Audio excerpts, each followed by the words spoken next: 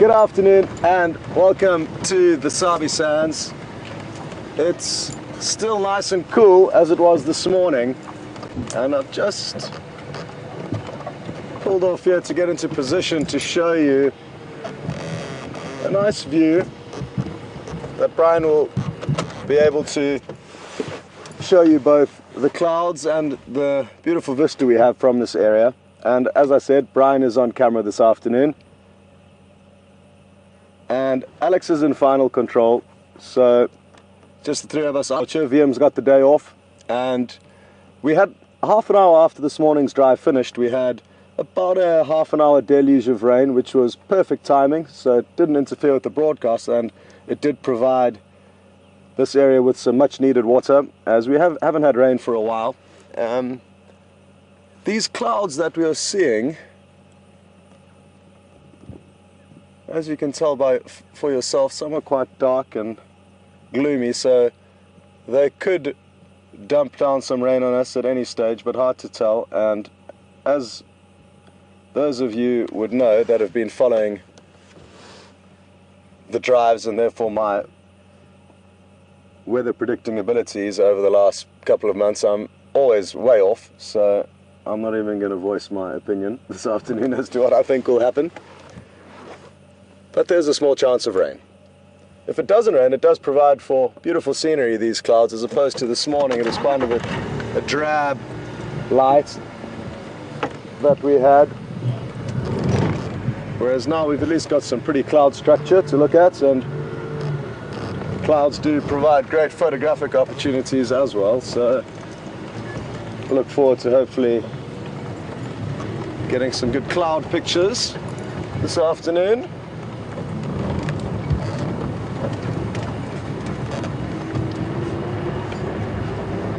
For those of you who are joining for the first time, welcome on board and good to have you with us.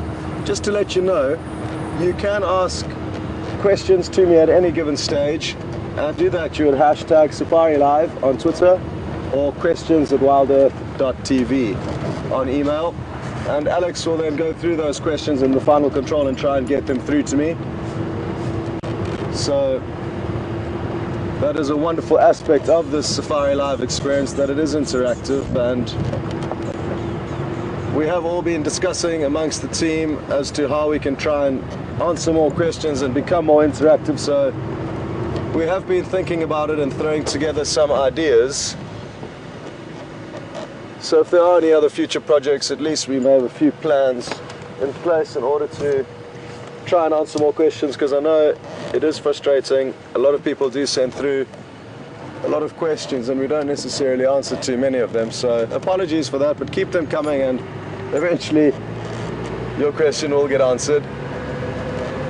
But it is something we're aware of, and we have been throwing together some ideas that we'll leave with the Wild Earth management, and for any future projects they may then be able to incorporate these plans that we've been discussing. So only 7 drives left, as you would have seen from the markings on Brian's thumb. So we are counting down the drives, and it is sad, but a reality that we cannot escape, sadly.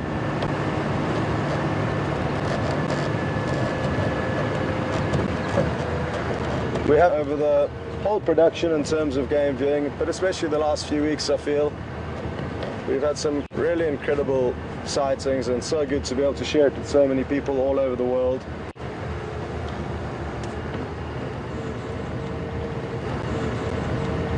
It is remarkable how much one vehicle out exploring a beautiful place like this can share with so many people, and it's certainly unique, and that there's nothing else quite like this out there.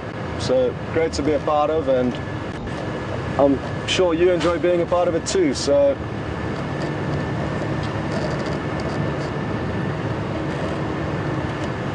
good times. Best times. Quite a few elephant tracks that are relatively fresh from between the drives this morning. I did drive down this road this morning, and I can see the elephant tracks are on top of the vehicle tracks. They have been heading in this direction that we're heading in, so could bump into them. just going to stop the car so I can chat with Texan, who's one of the guides from Djuma, and he's been away for a few days, so it'd be good for me to be able to give him an update. Afternoon, Texan. Scott here. How are you doing? Welcome back. Yeah, very good. Yes, I do. Nkuhuma is south of Gowrie Main on Weaver's Nest.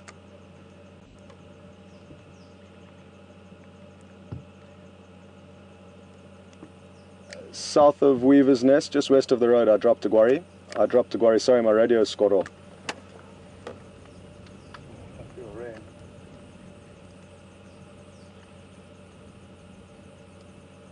Yeah, just south of Little Gowrie.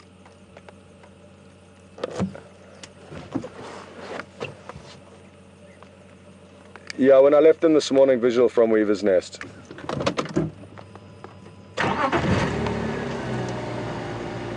I'm just on Zoe's.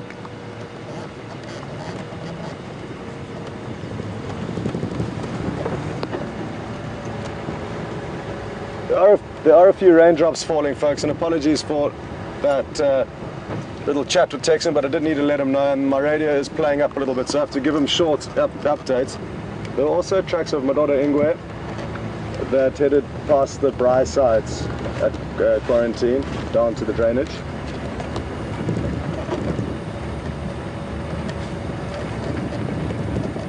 Exactly, it came from the Djuma waterhole up to Quarantine and then down into the dip.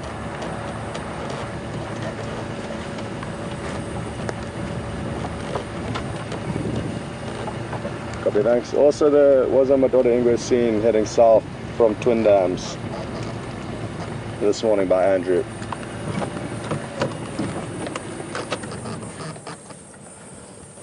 Apologies, folks, but it is important for me to help out Texan. He's been away for a few days, and to come back here after being out of the bush for a few days, you can feel lost. Now, the raindrops are falling, and they are not falling too hard, but we made, Brian, what do you want to do? What do you think we should do?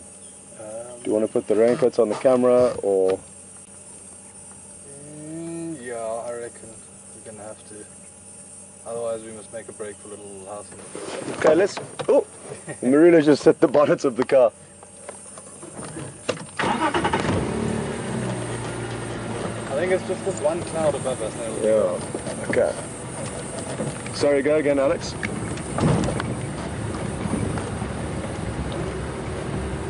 Yeah, affirmative. Okay. Apologies, folks. Bit all over the show from the start here. But like I say, it's so important to help out the guides. They do help us so much. We'll just carry on going and hope this rain doesn't cause too much of a problem. There is a small tarpaulin not far from here where we can seek refuge, and I'm going to try and get there before any more rain does come down. And I've just got an update from Texan, the ranger who I was just speaking to, and he said there's some giraffe there, so that's perfect. Hopefully we'll be able to see the giraffe from the cover of the tarpaulin.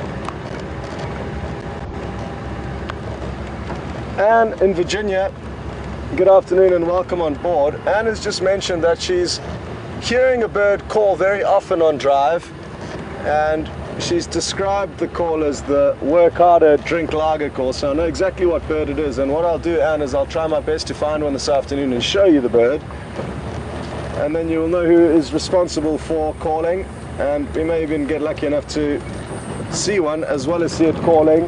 They are quite common in these parts, the Cape turtle dove, and it is a very typical call of the African wilderness.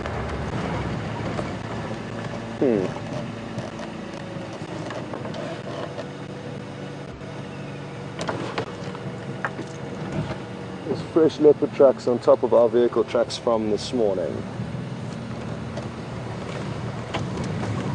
Where is he hiding? So we'll take a chance and not worry about the rain because it does seem to have already passed over. And we'll just follow these leopard tracks instead of seeking refuge. I do battle to turn down the opportunity to follow leopard tracks.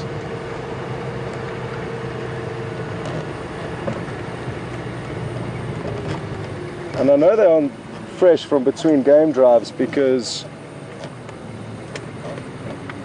his tracks are on top of our vehicle tracks. Yeah, here comes the big drops. We'll just cover up and shut down if it gets too hectic. So rather than seeking refuge, I'd rather stay out, and if we do need to cover up and pull the tarpaulin over and cancel the broadcast, and we'll just make a plan from our chair. It makes more sense than going and stopping in one spot. Where did this leopard go?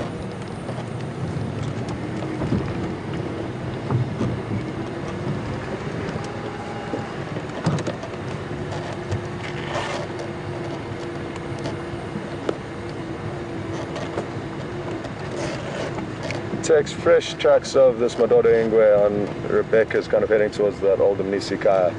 So he's on top of my vehicle tracks from this morning when I checked for him here.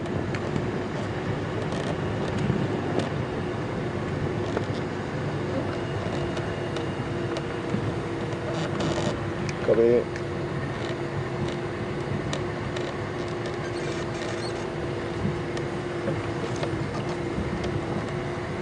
Well, I haven't seen his tracks on this road since the first ones I saw, so he could have veered off, or I simply may not be seeing the tracks.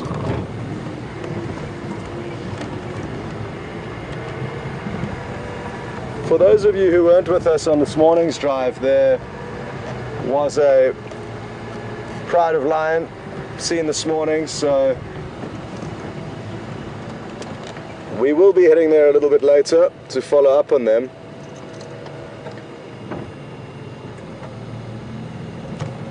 Because in general at this stage of the day they tend to be fast asleep. They could well be on the move now hunting, but hard to say.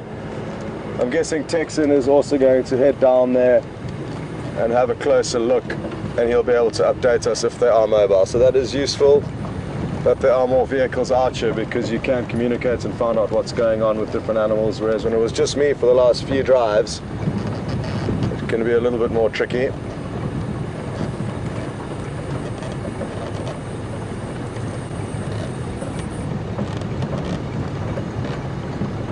So we were close to this leopard this morning. We checked this road hoping that he may come here, and he did, but just after we were here.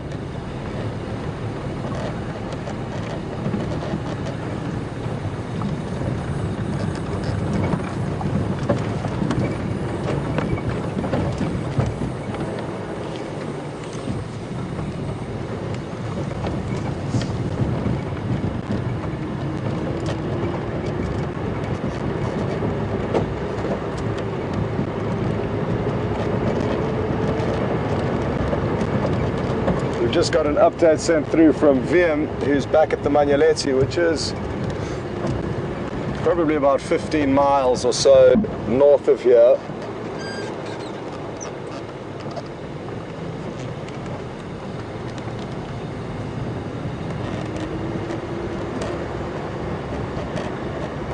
And he said it's really bucketing down there. Hopefully it's not going to come this way.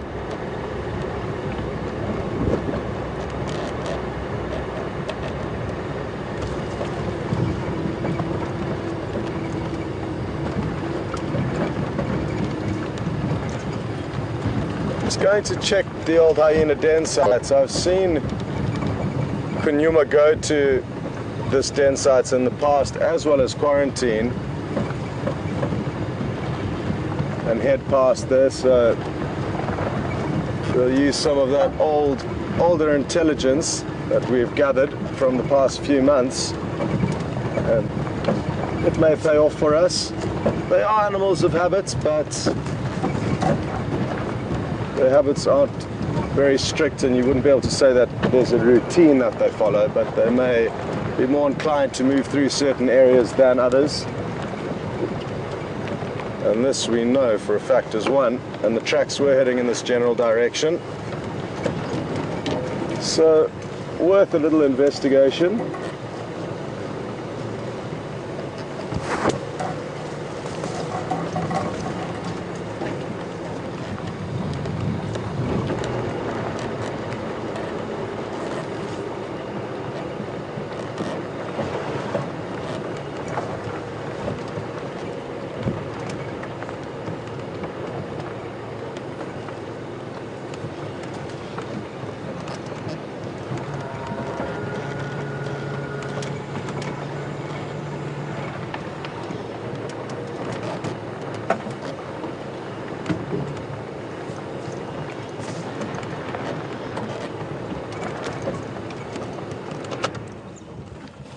Go ahead.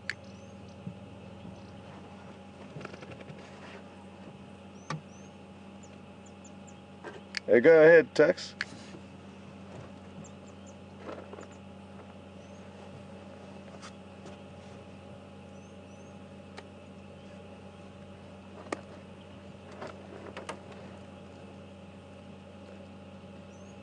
Well be, the tracks headed off Rebecca's. I'm not sure whether they headed towards the old Mnisikaya or the other side of the road.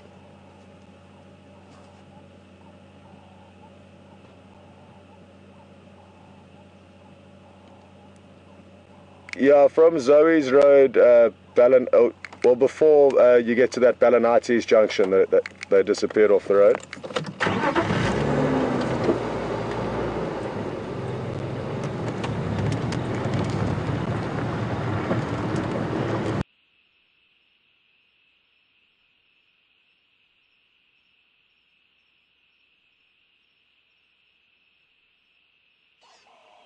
As you can see, things have changed quite dramatically since you were last with us, and you'll probably hear the raindrops falling on the tarpaulin. So we've covered up, and we'll remain covered up until the rain stops. So as soon as it does, I'm sure maybe a Twitter message will go out, somebody will get a message to you, and then you can tune back in. But until then, we're going to be in hiding and waiting for the rain to subside. So we'll catch up with you a little bit later. And I'm hoping this won't take long. I think it is just a short downpour, but only time will tell. We'll see you later.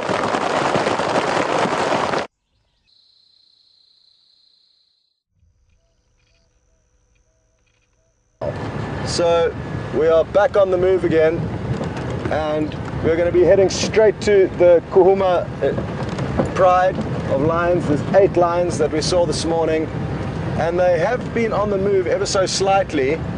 Got an update from Texan, and just like I said a little bit earlier, it is so useful having other vehicles out because we can share such useful information. So, because there is some potential action going down there, that is where we are going to head to. Going to drive back down the road where we did have the last leopard tracks that were on top of our vehicle tracks from this morning. Not sure which way he veered off the road, but I've got a good idea of where he did. He may not be far off the road. We looped ahead of where he was heading. He may have already passed through there, hard to tell.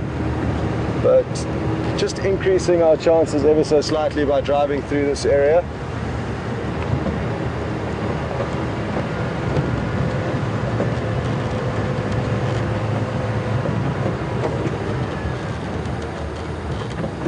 Brian and I were saying, we wonder if you were in a leopard sighting, and these leopards do become so used to these vehicles that if it started raining, you wonder if one may be tempted to climb under the vehicle for protection. It was just some speculation we were having.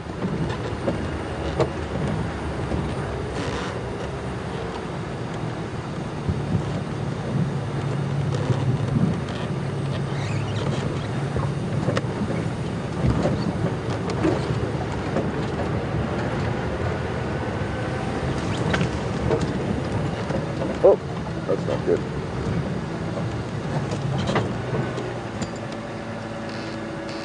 I don't want to touch it anymore while it's on. It kills my bones. Okay, should we just power down then? Because we're going to have to. It's not going to stay like that. Let's We've just knocked the antenna off, sadly, folks, so we're just going to have to switch off quickly, and we'll power back up as soon as we've positioned it back in place. But we can't continue like this, so it'll be just a short break and then we'll be back with you. Apologies.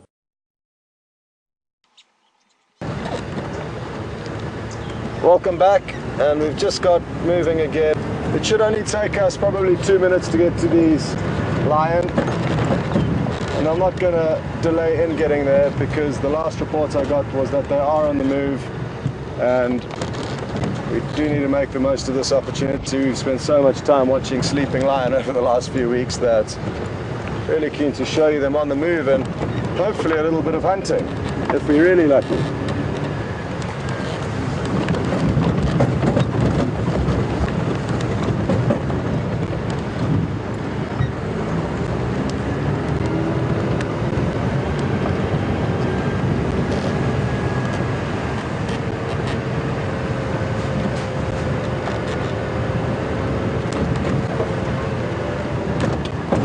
Beautiful and crisp and cool now. Weather that we are certainly not used to after the last few weeks of heat and dryness. Oh.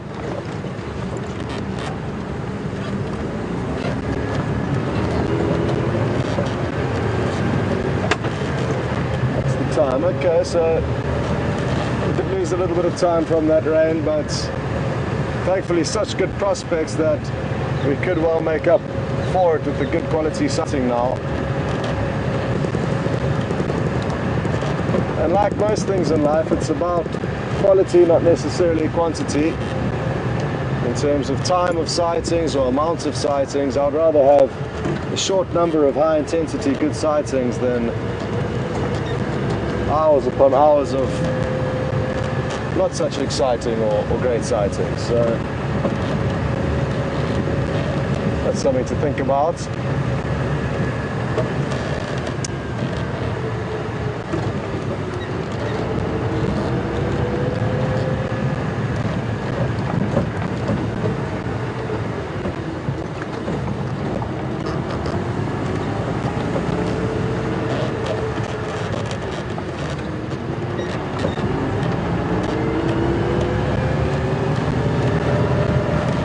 Put things kind of in perspective and to elaborate on what I'm saying is that I'd rather go, even if I'm on safari for 2 weeks, I'd rather have one lion sighting but a quality one, half an hour lions catching a buffalo, and that's your only lion sighting, because that's a really intense quality sighting, as opposed to sitting every day not really doing anything, because there are so many other animals to view and to enjoy that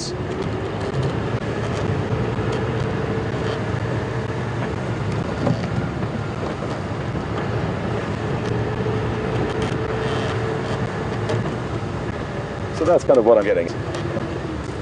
Oh, we are quite close to these lion, I believe. So around any one of these corners, we may find them.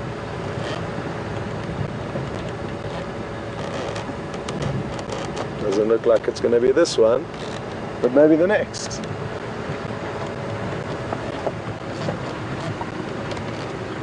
Now that it has rained, we'll be keeping a sharp eye out for reptiles, especially snakes. They do tend to become a lot more active after rains, potentially seeking out new dry spots if they were flooded wherever they were hiding. So the increased chances of being snakes are also something to keep in mind for this afternoon's drive.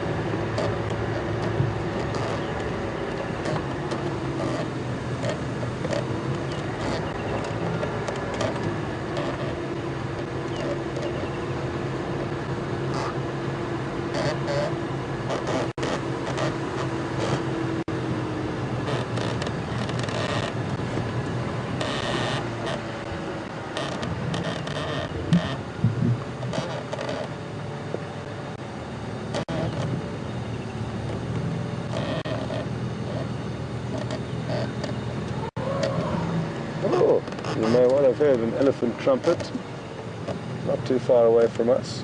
Wonder what it could be that's causing them to trumpet. Hard to say.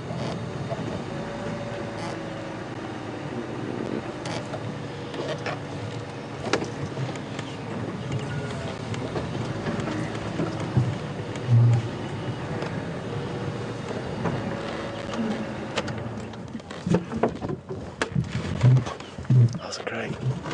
Good.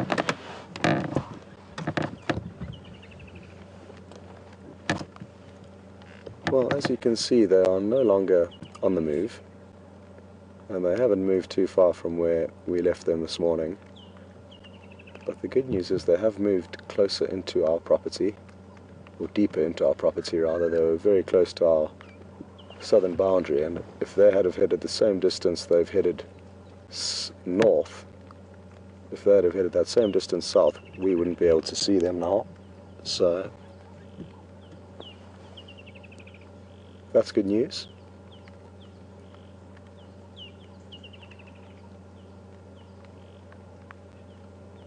And a lot of them are hungry and do have their heads up, so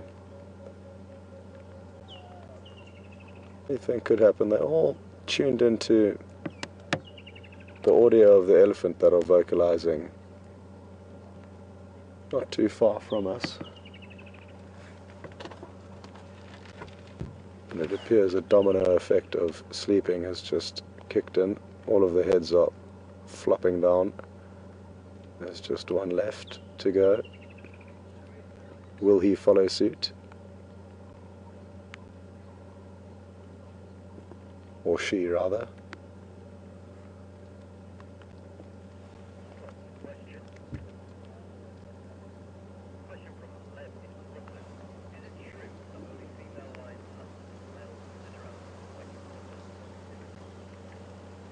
I've just got a question through from Lev in Brooklyn.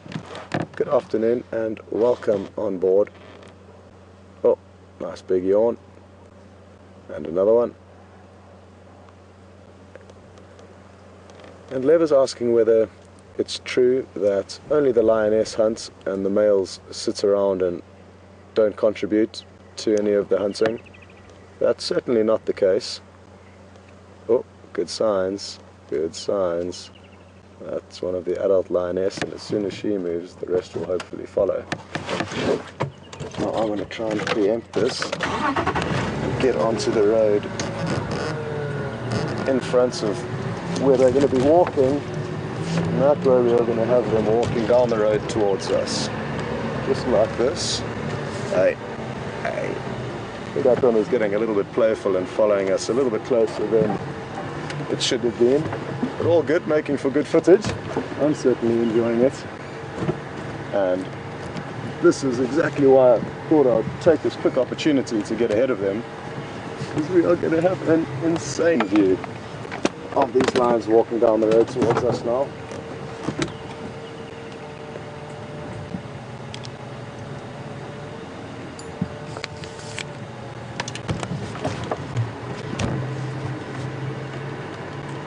Lucky timing.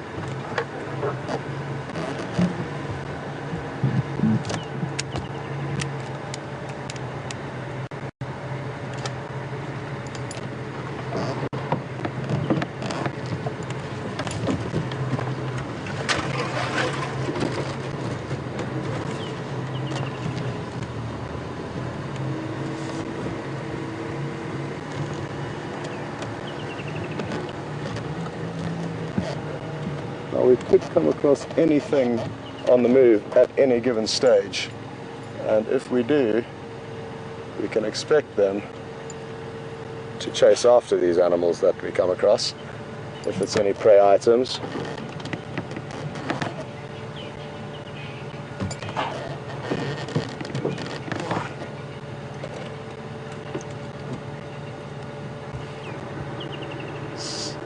This is how they maintain good quality sharp claws, by scratching them on trees just as domestic house cats would do. And we'll keep moving slowly because it looks like they want to keep moving slowly.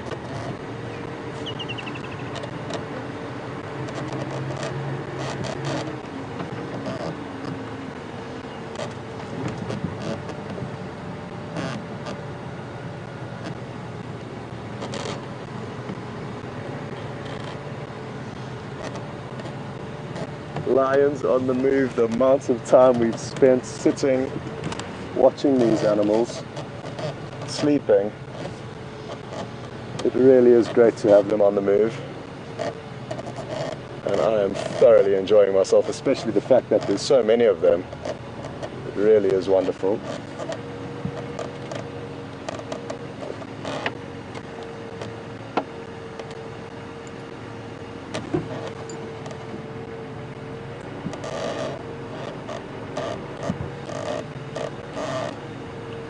So for all of you who have been following for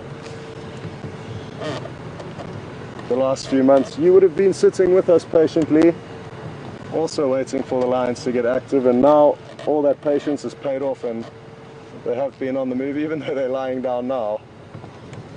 Just this short, but again, quality sighting has been absolutely wonderful.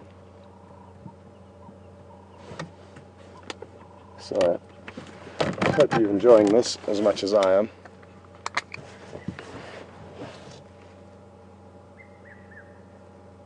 Very common for predators to stop, assess, listen.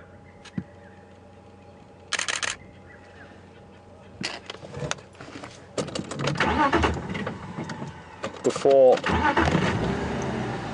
continuing, because they do want to make sure that they don't blow any good opportunities of hunting.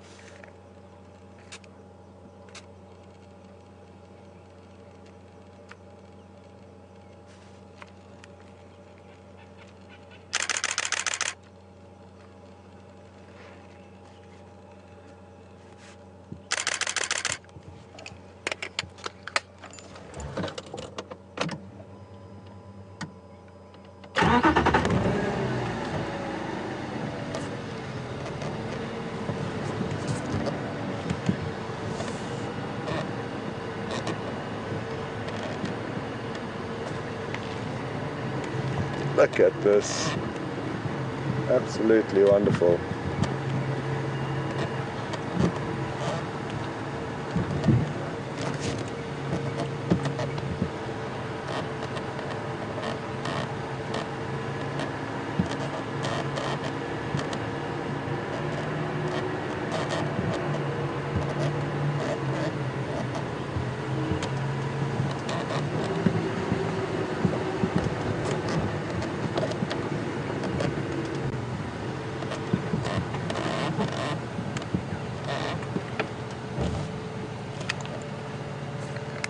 So wonderful to be eye level with them, so I'm just going to stop and enjoy this view, because it's very infrequent that we do get to be eye level with these animals, and it gives you a much better idea of their size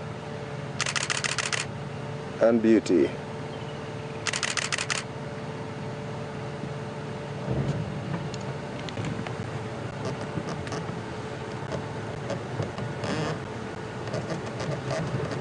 These are all sub-adults, it looks like, that are following more closely sub-adult lion. And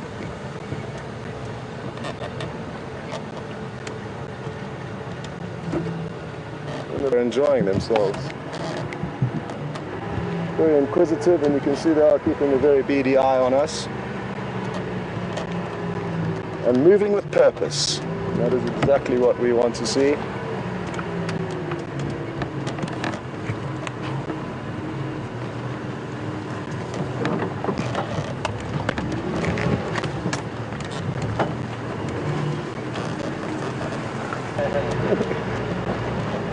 Oh, I think I might go back here. They're drinking from a small puddle.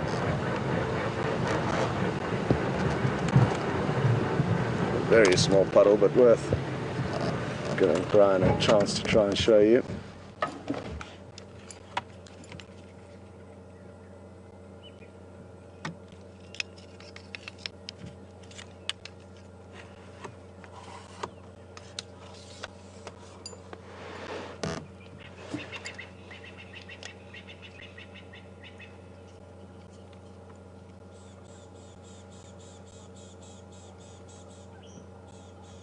There's just so much unfolding here that you can enjoy visually without talking too much.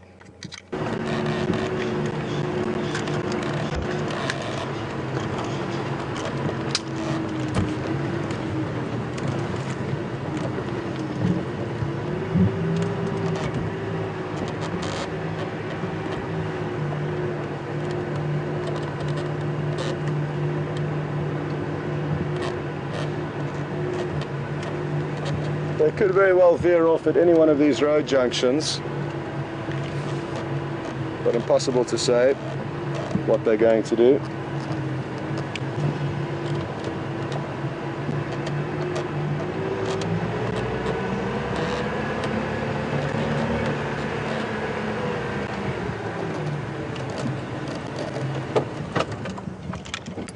We'll see what happens shortly.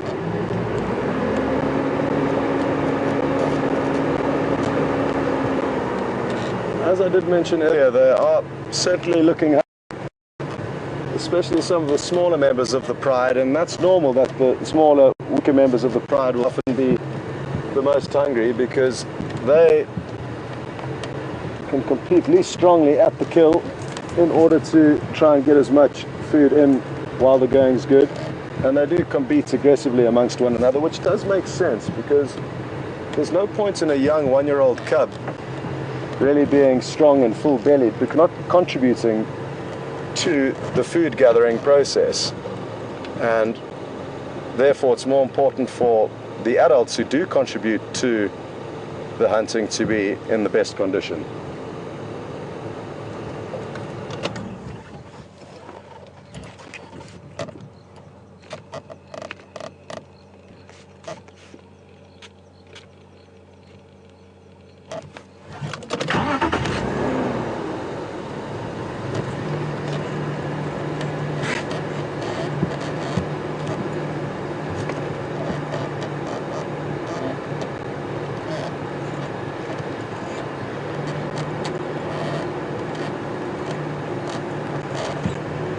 We were very lucky that we were on the right side of the line and had that small opportunity to get in front of them, because as you may have noticed, or you probably wouldn't because Brian wouldn't have been showing the other game vehicle as much as he can, or he's been avoiding it as much as he can, and they have been only watching the rear end of these animals, so that's Another important thing to appreciate about this sighting, that even though that we were in the right place at the right time, we were slightly one step ahead of the other vehicle, and that's entirely luck.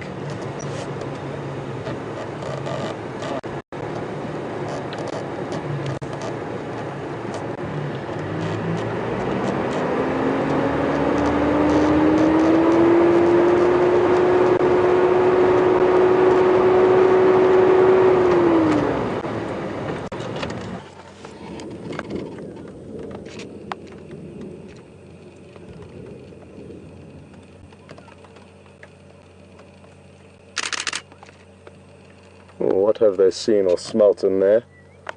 The one adult lioness looks very poised.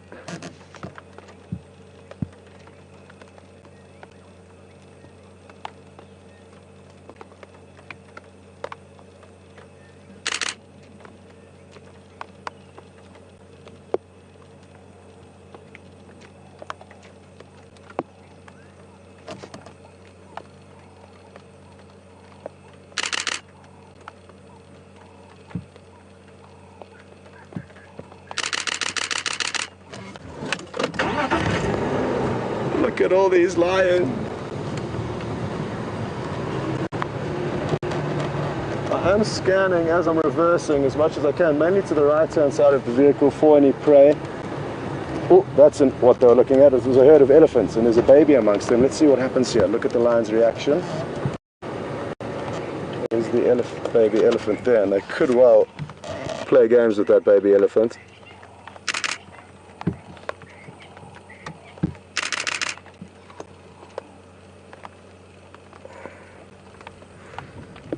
Or they may well avoid it at all costs, knowing that the mother will certainly come in chasing them.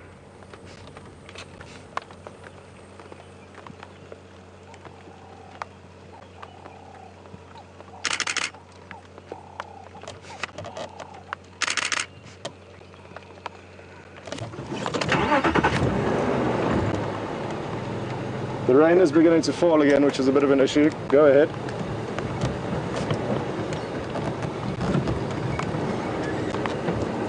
I forgot about the transmission. Negative, just tracks.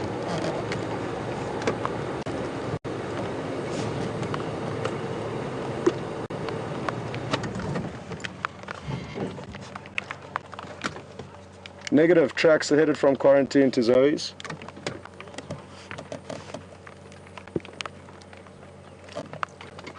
It's just tracks, not the animal.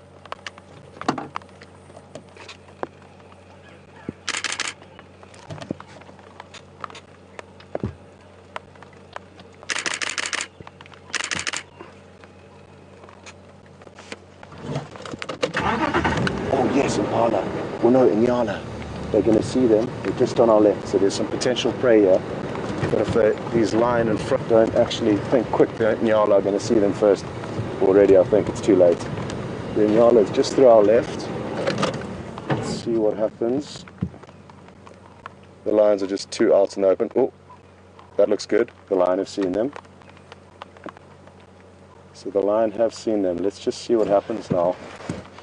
But it looks like the inyala, I'm guessing, are also going to see them, because they're out in the open road here, and it's lots of young lion that have stopped and watched, and this isn't looking promising, but anyway, there is a chance. Oh no, there's the Inyala's just seen them. So we'll hear a dog-like bark coming from these Inyala shortly, and Brian is going to show you that. There they go. Oh, there goes one lion chasing. Keep filming in the gap there, you'll get it probably at the end chase. It's just playing. There's no ways that's going to result in anything, but it was a try nonetheless. And it just goes to show everything really needs to line up for lion to be able to catch their prey. There's just so many different factors and points that can cause them to fail on hunts.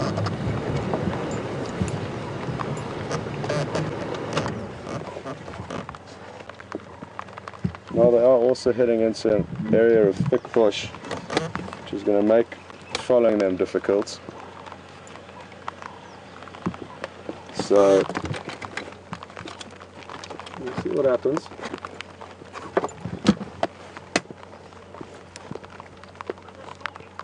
There was some Inyala that ran off.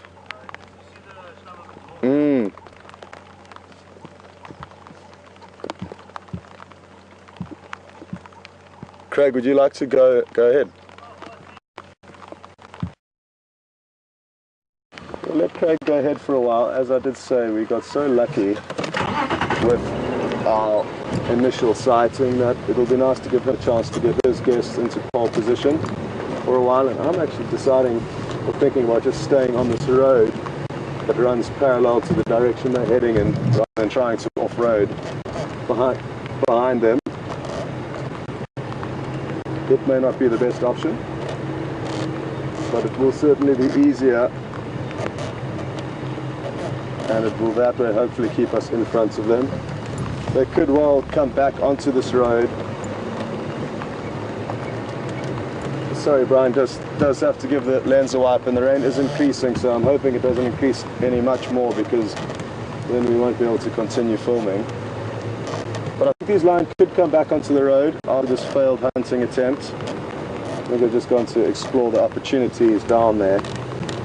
So we'll just stand by here and wait for updates from Craig.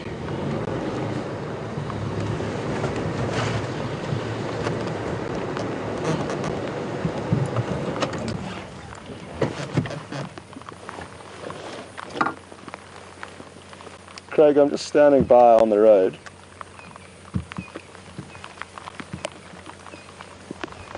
Yeah, I'm going to need a cover up there.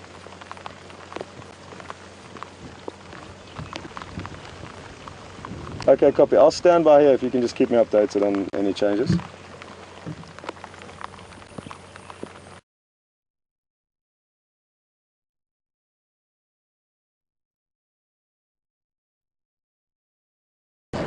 Welcome back, and sorry about that signal breakup. So these lions, apparently most of them have gone, but there are one or two of them that are showing a little bit of in the elephant that we saw briefly. So we're just going to sneak back in here and see what exactly is happening. It's highly unlikely that these lions will take down an elephant, but like I said, it could just be inquisitiveness. There's a lot of sub-adults in this pride, and they may just wanting to play a little bit.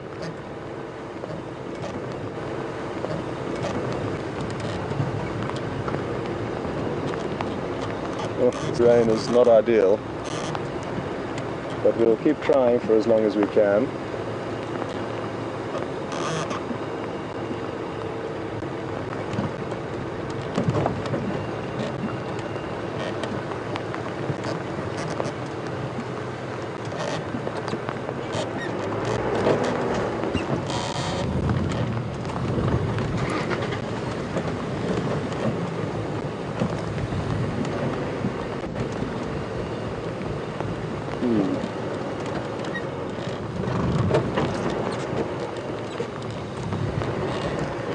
We've got one young Ellie on our right.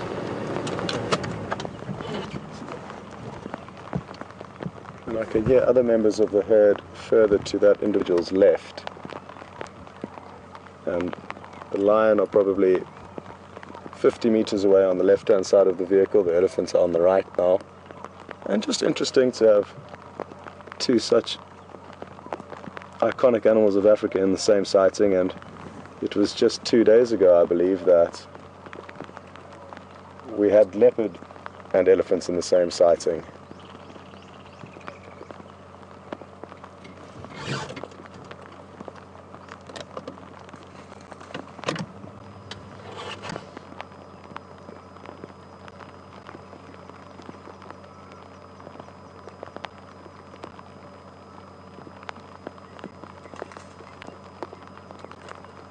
Well, it's incredible to think the amount of time we spend out here searching for animals, and then we get two in the same sighting.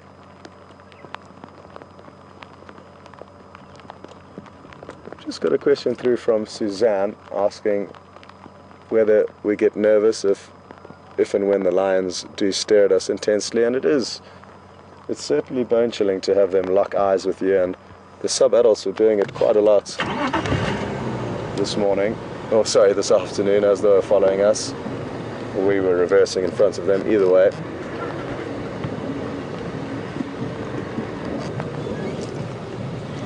So yes, it does get the heart pumping, it certainly does.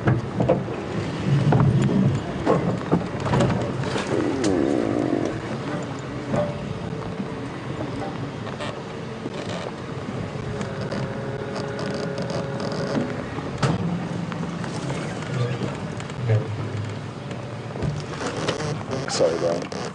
Windloop mobile north, parallel to the Zingala, and Magala just Lalapans to my west. Okay, sorry, Brian, take 2.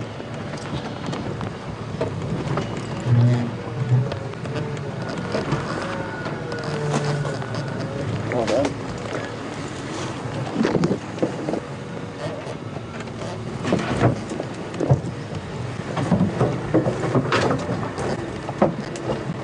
Trying to get into a gap where we can see both the elephants and the lion, and I think this is the spot here.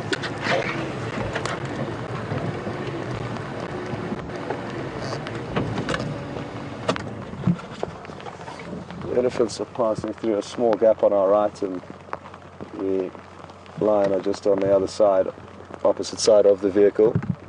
So we are directly in between the two at the moment. And there goes a youngster through the gap.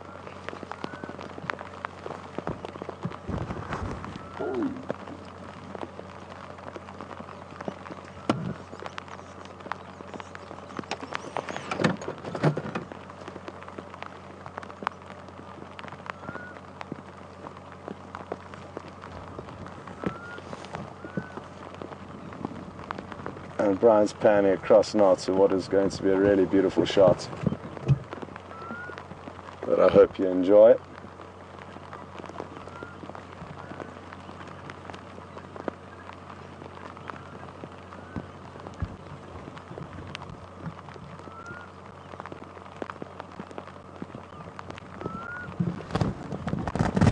You okay there, Brian? Yeah, of course I'm anything. Brian's work has been made more difficult now by the fact that there's a big cover over the camera, and it makes getting to all the different buttons and toggles more difficult for him, and it also there's quite a lot of Velcro on it that's getting stuck to his raincoat, so apologies for any funny audio that you may pick up, but at least we are still broadcasting. Now, there's a fairly large riverbed that these lions will need to cross shortly. But that's not a major issue because we will be able to link across onto another road where we can wait for them to pop out if they continue down into this riverbed. So we do have a good plan and chance of relocating them. But what it does mean is we will have to loop ahead if it gets to that point.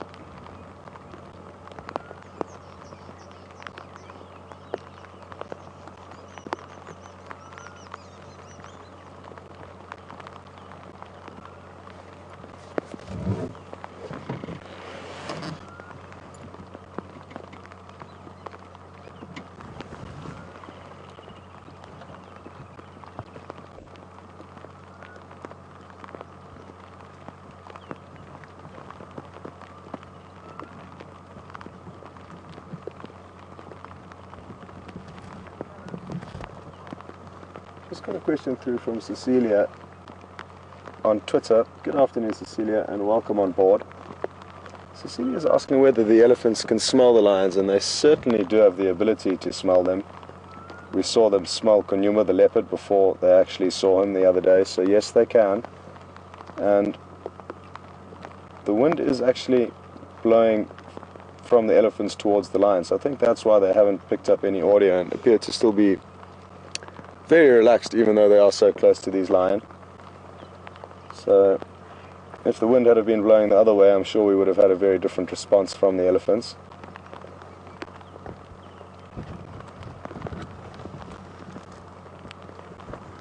We saw a breeding herd chase off the two Matimba males the other day, which was funny to watch, and the Matimba males didn't waste any time in getting out of there as quickly as possible.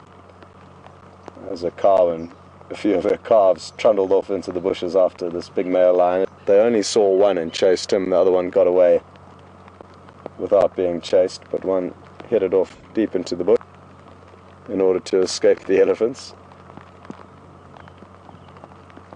And that will often be the case throughout Africa, that elephants will be dominant over lions, and lions won't see them as a food source, typically. Ooh.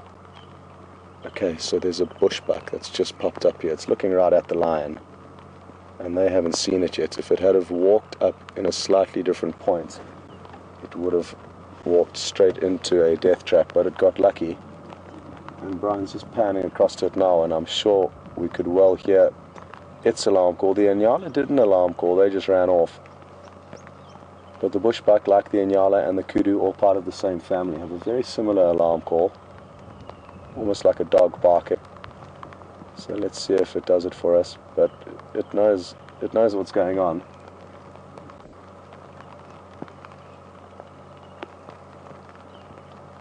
And the lion don't.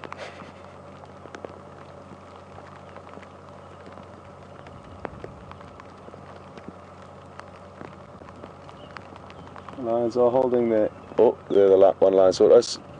Sorry, it's not a bushbuck, it's a baby Inyala. And look at the lion right in front of the vehicle here. It's a young Inyala, which... Oof, the lion are going around, and they're going to split up now. Look at them trying to sneak as quietly as they can through the vegetation. The rest of the pride have realized what's going on. And, oh, there it goes, but I don't think it's going to get lucky. No, there it goes off to the right, and the Inyala's miles ahead of the lion. But what could happen now is that the rest of this herd of Inyala could head in any direction, and there will be other Inyala here. Oh, that was exciting. There could well be other Inyala here within that same herd, because that one certainly wouldn't have been alone. And it's the benefit that lion have by hunting in prides and groups like this, is that if animals do flee, they could flee into other members of the pride. Whew.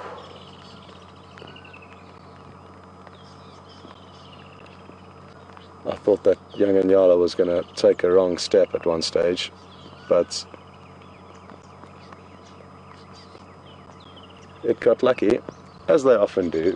It is often the prey that escape the predator, and depending on the pride and their luck at any given moment, they have only a 10 to 20% strike rate,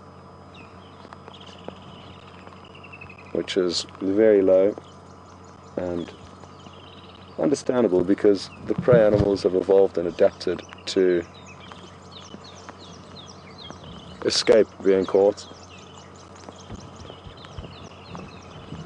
They're still alert, they're still aware that there could be other potentials here, potential prey here. But sadly, they shall go hungry for a few more hours.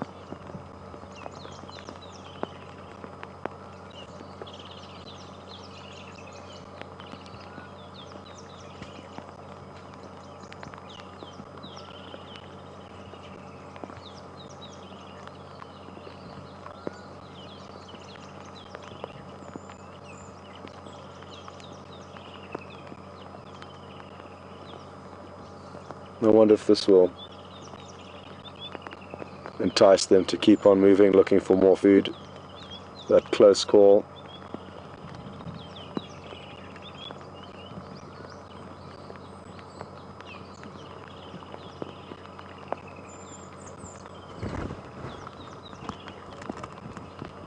Thankfully the rain is still just pitter-pattering, so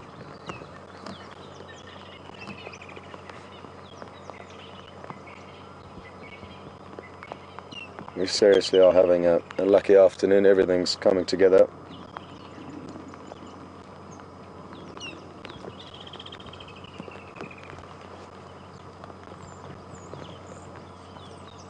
And quite fitting and deserved for us to be enjoying such a great sighting of lion after having spent so much time watching them sleep over the last few weeks. I really can't stress that point enough. And that could well be due to this cooler weather, the rain that they are moving now. If it was a scorching hot day, they may not be on the move. So the short break we had on the beginning of the drive due to the rain is possibly a small sacrifice to pay for the great viewing we're getting now.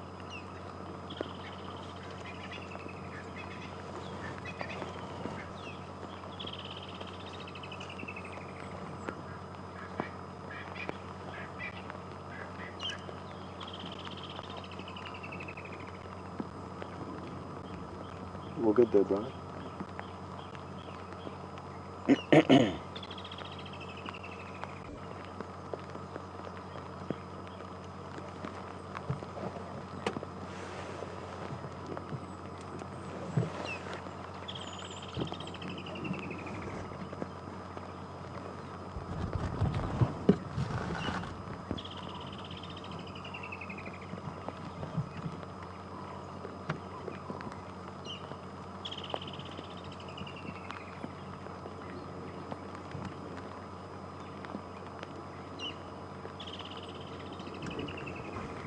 Back to somebody's question from earlier, I'm not sure, I think it was as they started getting mobile that I stopped answering it, so that I could ensure that we got ahead of them, so we got those good views of them walking down the road. And I can't remember who asked the question, but the question was whether male lions do contribute to hunting, and they certainly do. And what's also important to remember is that male lions are often alone, especially when they become dominant. If you think of the Nkuhuma timbers that we've been seeing, who used to be part of a coalition of 4, that now have kind of split into 2 groups of 2. Unless they are mating, they have no major reason to be with the lioness, unless there's of course food that they've stumbled upon coincidentally at the right time with the lioness. So they will often be doing a lot of hunting on their own, and we've witnessed that. We've come across them with buffalo that they've killed alone, and they are big and strong male lions, and then they target bigger and stronger prey that's slower but more dangerous to take down, and only can be taken down by big males, or it's easier for them to take them down. So they certainly can hunt for themselves, and often do even contribute if they are with the lioness coincidentally when they are hunting and they do come across buffalo. There's a much higher likelihood that that buffalo will get killed because of the presence of the male lions. And even this young male in this pride, he will bring a lot of strength and almost kind of bravado as an adolescent teenage boy would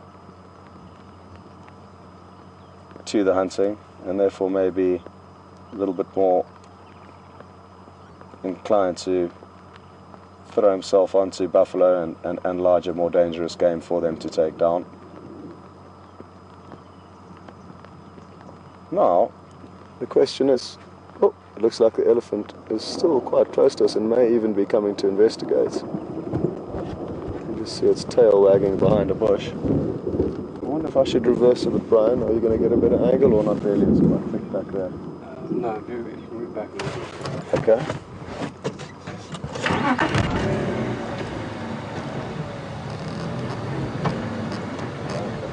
Good. So these elephants are still right here. Almost miraculous that there hasn't been more of a commotion, and that's especially considering the fact that the lion did run past where the elephant is standing now, so it could well, or should well, pick up that scent, but may simply not be too perturbed knowing that it's safe.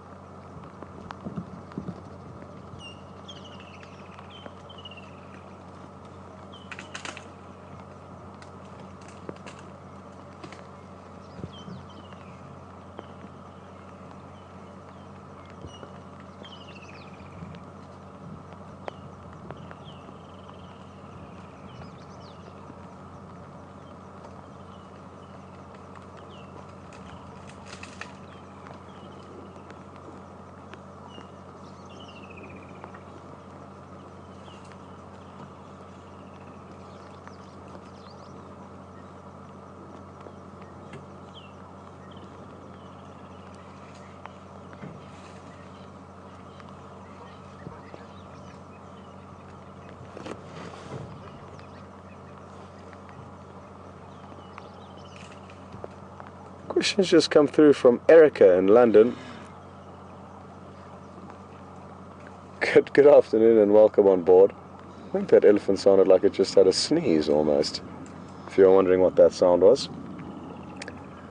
And Erica's question is whether lions will hunt in stormy weather. And yes, indeed they will. And it's actually great weather for hunting in, because you could imagine how the prey senses are dampened. It's harder to see in the rain. So it's easier for the lion to stalk up and approach the prey. There's also a lot of movement often from wind and storms, and that wind will create movement that blurs the lion's approach. It will also completely muffle the lion's footsteps as they approach closer to their prey, and that's a very big one.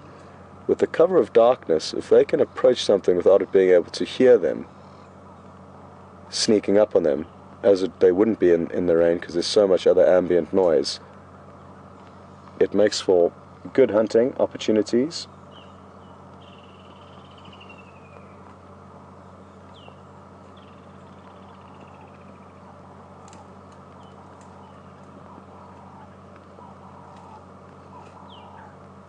It really would be nice if this elephant continues to feed towards us, and I think she might. She's a beautiful old cow. And is she going to come through this little gap? She might.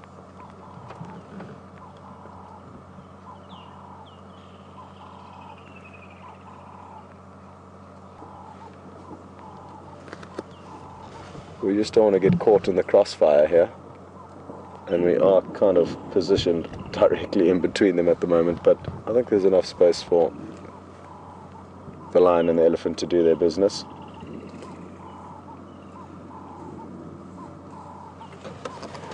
Although, let me keep back another meter or two just to be sure.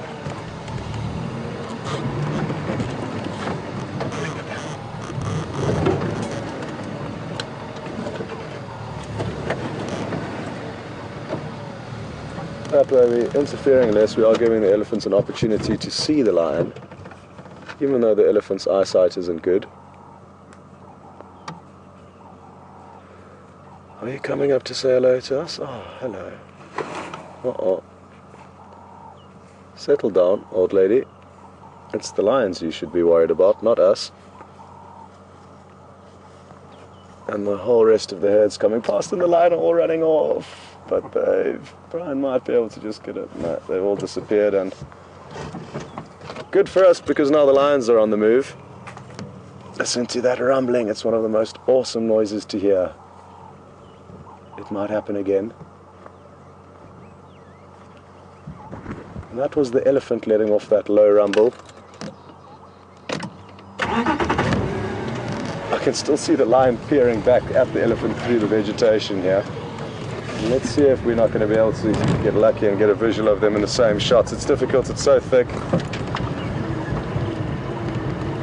But the good news is the elephants have got the elephants have got the lion on the move for us. So first of all, what I'm going to do is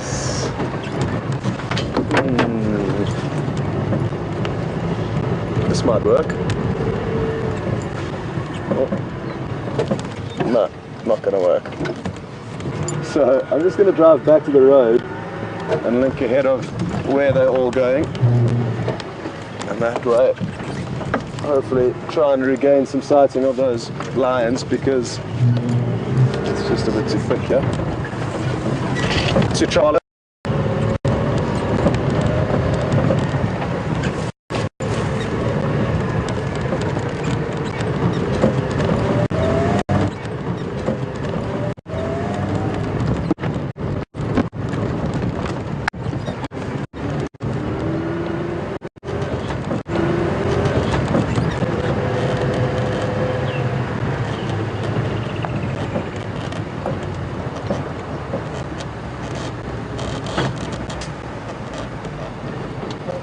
Just regain visual of the line. Oh, just on our right hand side. And so are the Ellies, and we might be able to get shots of both of them.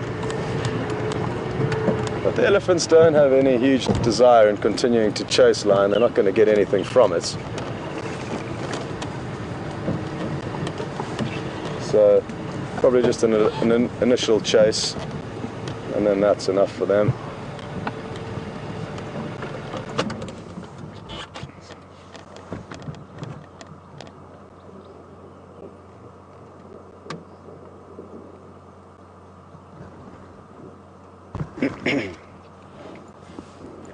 Craig, sorry, those in Ndlovu just gosh at the Ngala, but missionary again.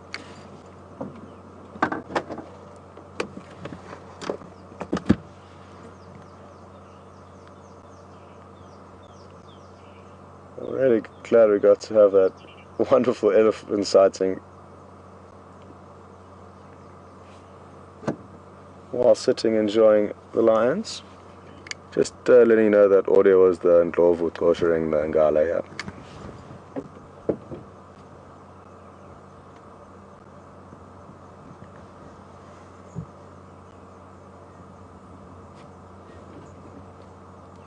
Yebo.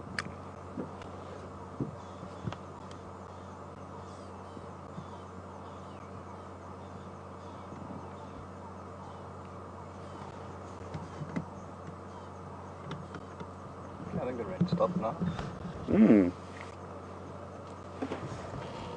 2 seconds while Brian undoes the camera, folks, so just excuse the noise. But he's just going to take the cover off as the rain has subsided, which is great. And that just will allow him to do his job far easier.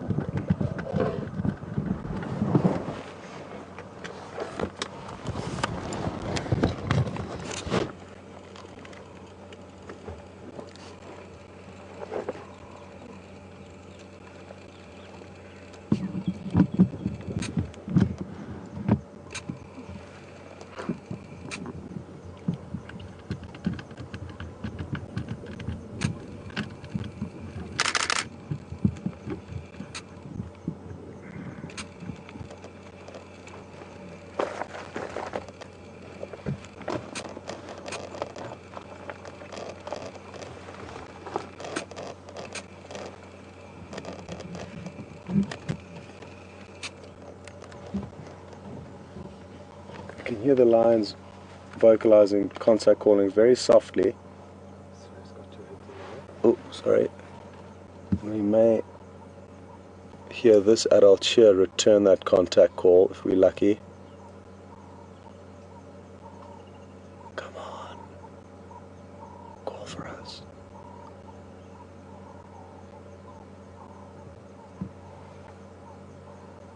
So they're just wanting to regroup after getting slightly scattered when the elephants chased them. Like I said, this lioness here could well do a contact call in response to the other lioness. It's just a soft murmur. And we've got another elephant in sight now, which is going to provide us with a bit more entertainment. No doubt it's directly in front of us, heading towards us. And it could keep these lions on the move.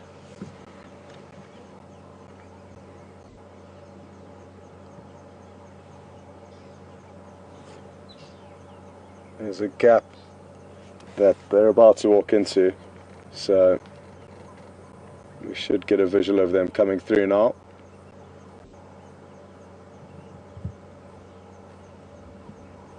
The question's just come through from what sounds like Kathleen, and she's asking, is it abnormal for such a young male lion to have his own pride? And yes, it is abnormal, and he does not have his own pride. He is a youngster that's yet to be kicked out of this pride. He would have been given birth to by one of the lioness, and in the coming months, I guess, he will be kicked out by the dominant males, his father.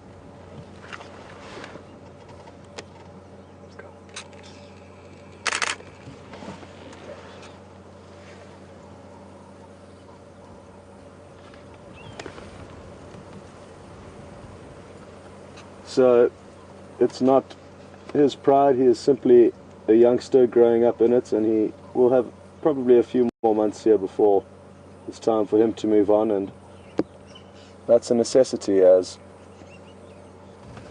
If not, he would try and mate with his mothers and his sister.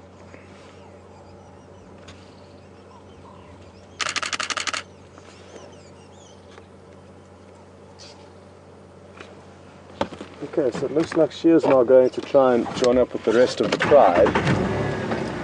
And that now is going to make our job a little bit tricky because of the area that they're headed down into. But there is another little sneaky track, the road that Zim and myself have named Ingwe track because of the amounts of leopard we've seen there. And that will take us in the direction that they're heading. It's just finding exactly where they pop out that is going to be tricky. But we will go down and try our best. So it shouldn't be long before we get there, just a few minutes. And I just need to get my bearings now. Nice big dead knobthorn, that's a good one. So that will be what I use.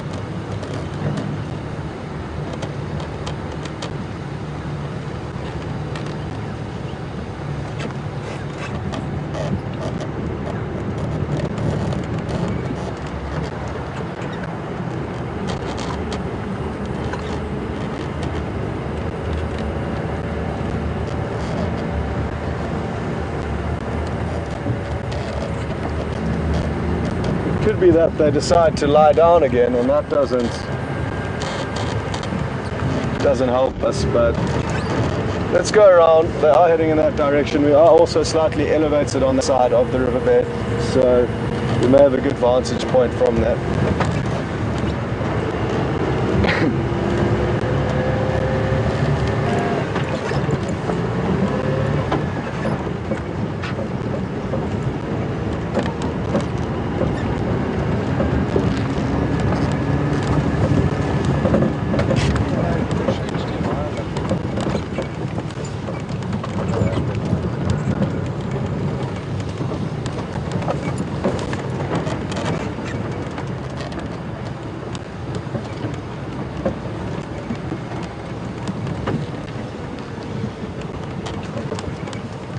Just got a question through, and also a good observation from Tina in Texas. And she says the last time she saw these lion, there was a lioness that was pregnant. Now I didn't know about this, and it could well be the case. And if there is one lioness missing from this pride, then she could well be on maternity leave. The lioness will move away from the pride in order to give birth and only bring the young cubs back to the pride after a week or two of having them bundled up in safety on her own. And that's simply because you can't expect the rest of the pride to bend and weave just for her needs, and therefore it makes more sense for her to go and do her own thing and focus all of her attention on her cubs and not the rest of the pride. That way, ensuring that she can do a good job in raising them.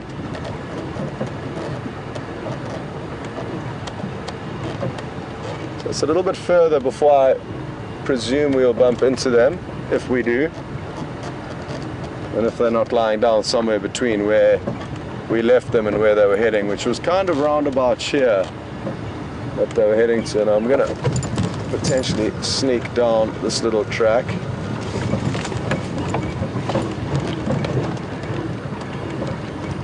See if we don't have any sign of them from here.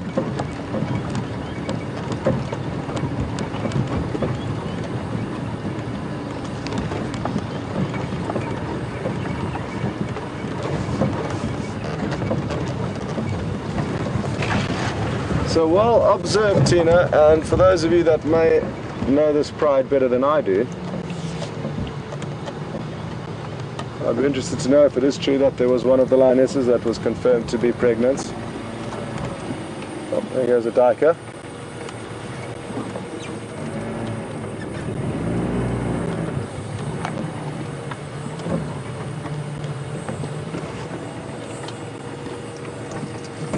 Okay, no sign of them here. There's a chance that they may not have even crossed this little riverbed that runs down on our right hand side and continues parallel to it on the other bank.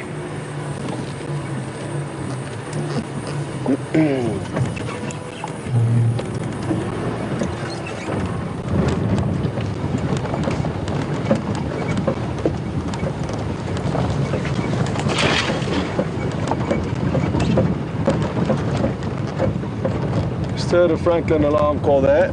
Just one little one, but worth keeping in mind. Any clues that we can out here are useful.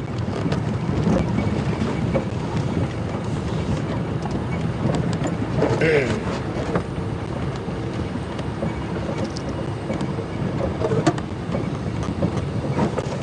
can see the big dead knobthorn tree that I used as a bearing,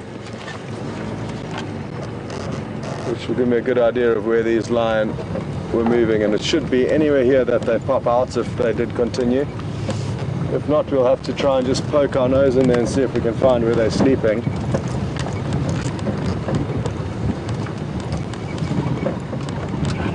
They are heading towards quarantine, oh yes, here they are. And they're still on the move. And we are still in luck. So it could well have been that Franklin that did alarm call at them. And again, you could probably hear the thunder. There have always been buffalo lying in this wallow that the lion in front is approaching. Every time I come here, there have been buffalo there, except for today. And I think that's why these lions are approaching cautiously. They could potentially smell those buffalo, even though they weren't there recently. They can probably tell that they were here in the last day or so, not today. No, I just need to get us through our little gap, which, if I remember correctly, is just here. This is the little shortcut that myself and VM found the other day. We just had to move a big log out the way, and then we can access another track that leads us to a road, a major road, which this you can see is not. And it was right here where Nkuhuma had his duiker kill. We'll point out the marula tree just a few days ago.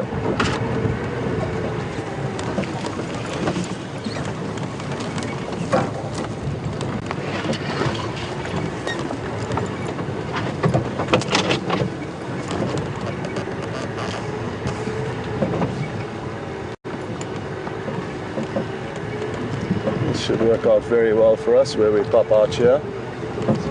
Sorry? Oh, nice. Well spotted, Brian.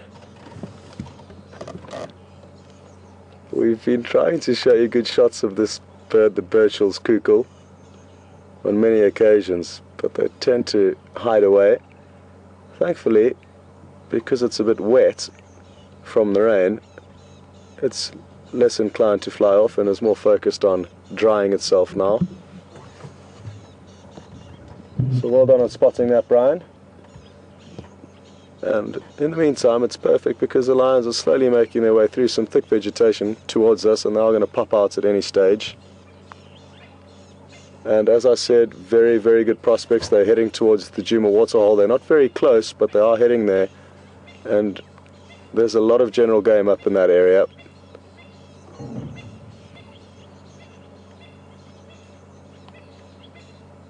Quite fitting that the Burchell's cuckoo is also known as the rain bird. It would be wonderful if it let off its call now, which is almost kind of like a gurgling, watery burble. This is my description. What I can do is actually I can read the description in the book, because they're often quite funny, describing the different bird calls. Where am I looking? Where am I looking? Yeah. 46.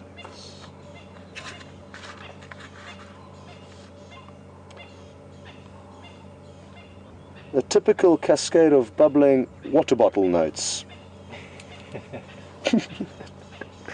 Better than my description, I think, it's fair to say. And here the lion, they've just popped out in front of us, so I'm just going to continue moving along and make sure we do stay in front of them, because I think we will have a similar opportunity to reverse in front of them down this next road they get onto.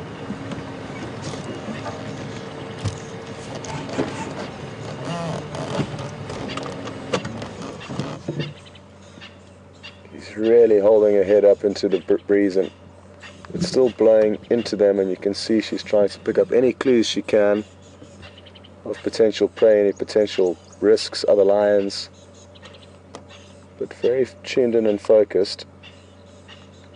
And you can see she literally just licked her lips, and you can notice her belly is empty. It's very depressed at the hind quarters there, and these lions are going to be very, very intent on catching some prey, so great prospects for us.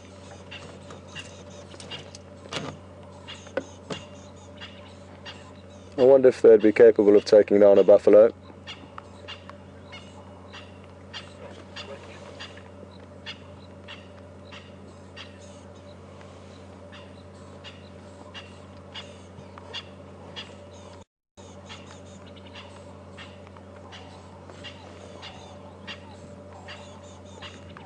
Arkit in Arkansas, good afternoon, welcome on board. Arkit's just asked, what age would a male lion typically be kicked out of a pride? And anywhere from 2 years to 3 years of age would be an average age that they would get kicked out, depending on the dynamics of the exact pride and the male's dominance in that area.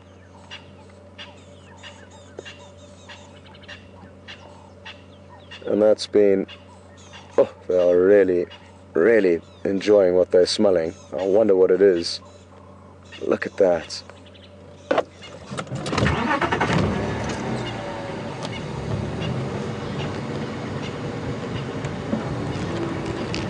It's going to edge ahead to see if we don't get any idea as to what it could be that they can smell, because if they do end up stalking something and hunting something, it would be useful for us to be able to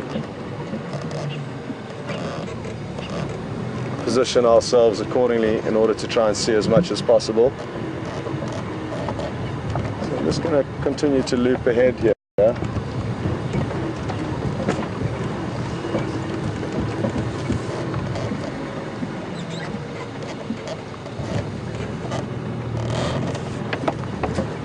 Not sure what happened to the road that I was driving on. Got lost, but have we? Yeah. Obviously that's not a problem.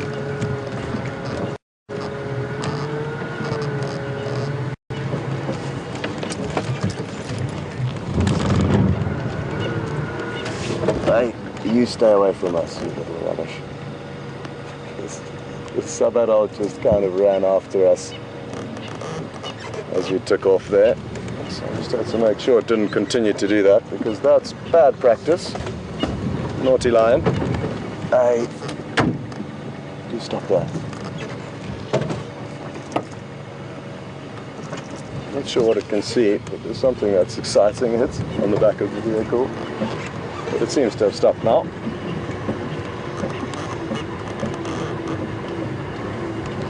Okay.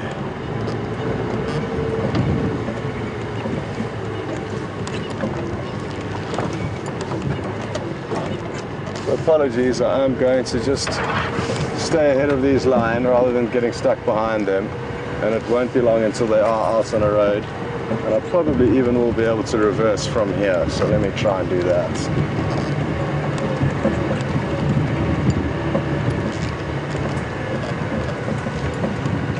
This is the kill on the tree on our left hand side where Nkuhuma had his kill just the other day.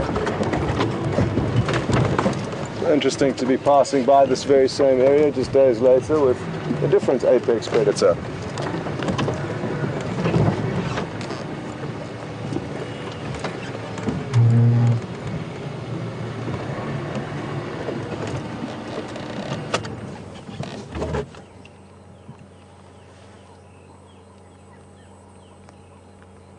We have moved quite a distance ahead of the line, but I'm almost certain they'll continue down this track towards us.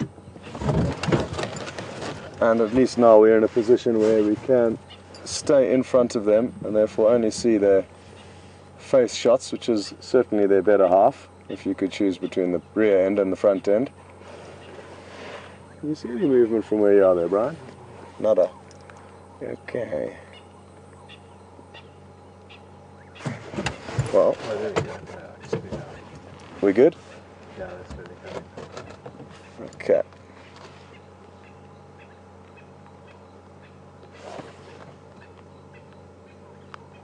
I found it almost miraculous to believe that there aren't other vehicles with us, but not complaining, because it does allow us to always try and just position ourselves in pole positions and not have to share. Okay, now just going to keep an eye on them here because of the direction that they're heading in. I'm not sure what our best plan is going to be. It could well be to loop around ahead of them, as it's very thick, the area they're going through. And I know they are going to pop out onto a main road shortly. So let's give it a moment here.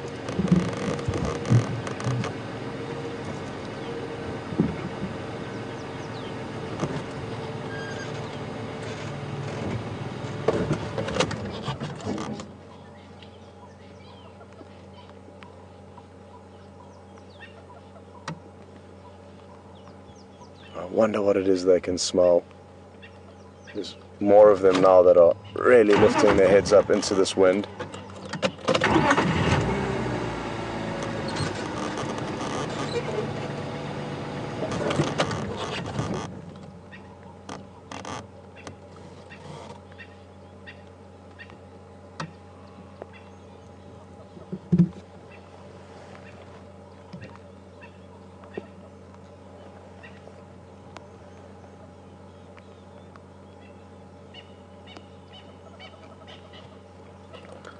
Questions just come through from Geert in the Netherlands.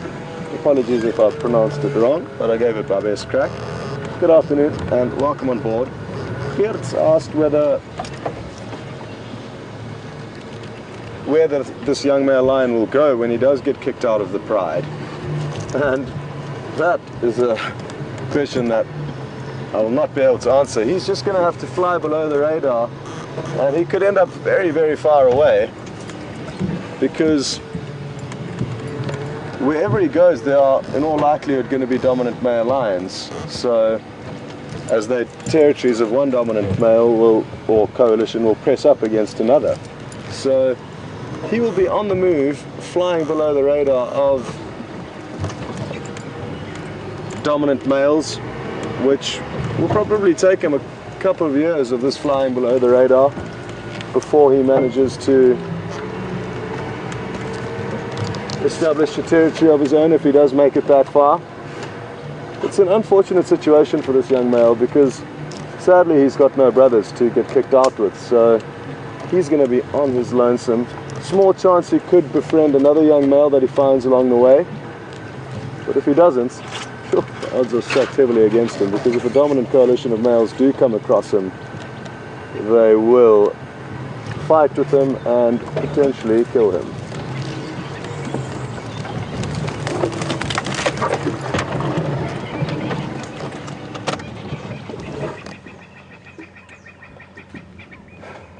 The majority of the pride does seem to be semi-stationary back here, but as I've said, really using their noses and sense of smell.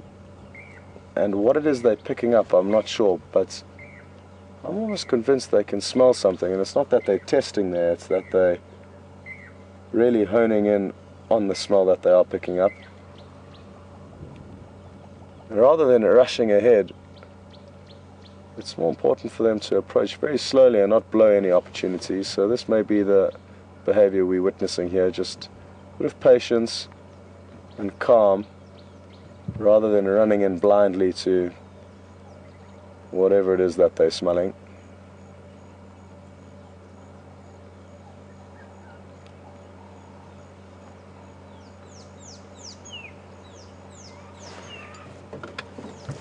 Updates on Nkuhumas. They are on the 2 track that runs just north of Philemon's drainage. We are close to Twin Dams Road.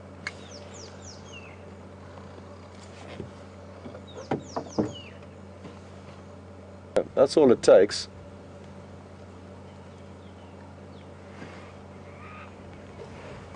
Just going to reverse a little bit. This young male is coming back to join up with the pride, and we might get some great affectionate shots as he rekindles or rejoins this pride. I'm guessing if he does come up to this lioness that we can see here, she may give him a snarl, as she has done this in the past, so watch that closely.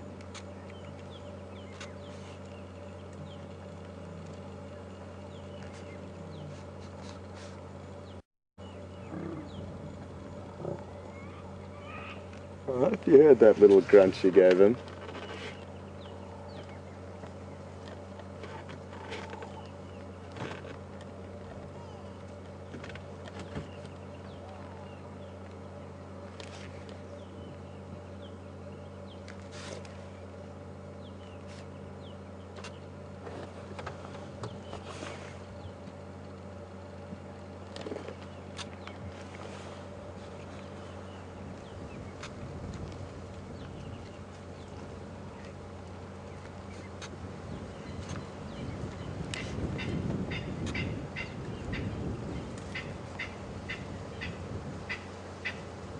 Just got a question through from James in Kansas City.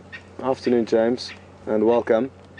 James has asked whether or what is causing the swollen elbow that some of you may have noticed on the 2 smaller younger lions, and that is evidence that the lion have got tuberculosis, and that is normal for lion in this area. Most of the lion in the Kruger, I could almost assume all of them, are infected with bovine tuberculosis, and obviously the professionals feel that it doesn't need to be treated, or there's possibly not even a treatment for it. And those swollen joints, especially the elbows, are signs that they are carrying TB. And because they are the 2 smallest lions in this pride, they will be the least well nourished. And just like humans, if you're not in good condition, sickness comes about easier or is more pronounced. So it's simply more pronounced in them because of their slightly weaker state. But as they grow and manage to contest more successfully at kills and increase their body condition, that those swellings should become less prominent. Good question and good observation.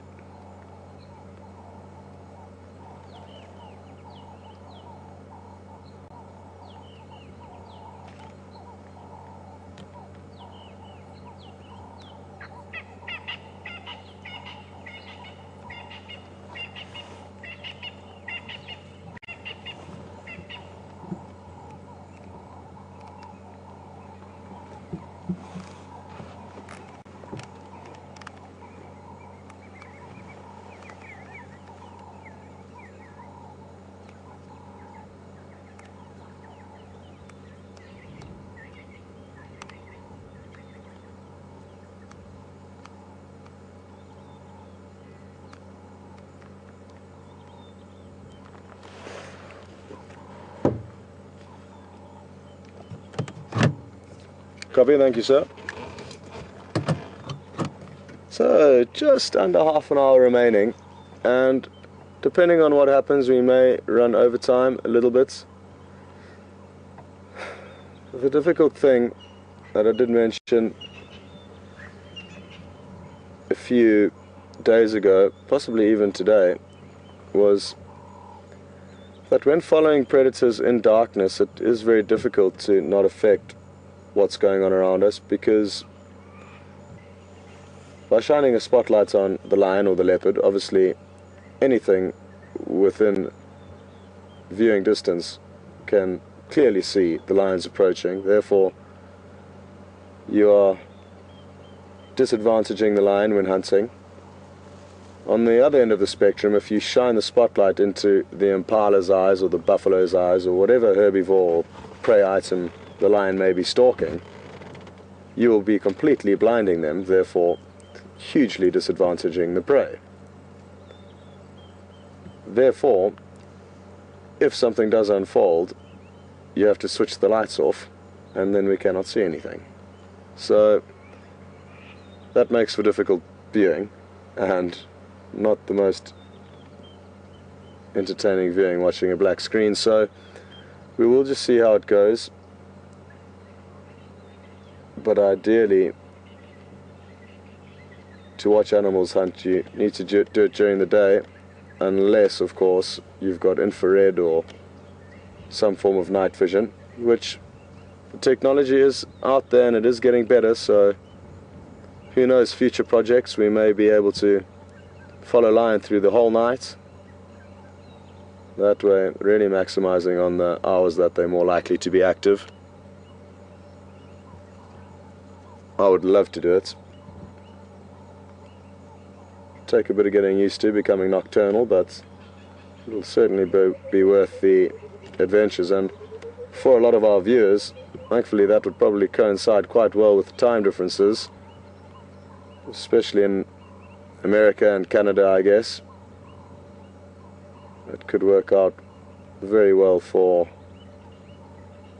your viewings.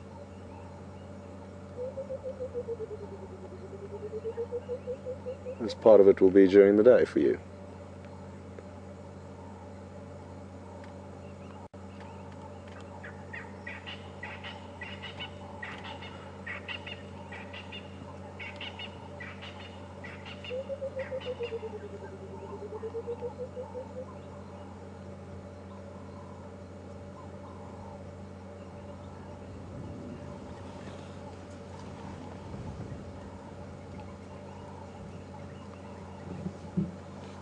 Okay, one lioness has just got up. Maybe she's urging her mother to get the rest of the pride going and look for some dinner, because that does look like a sub-adult. And it could literally be what she's done. She's going, come on mum, let's go. But if that's what she asked, the mother is not interested.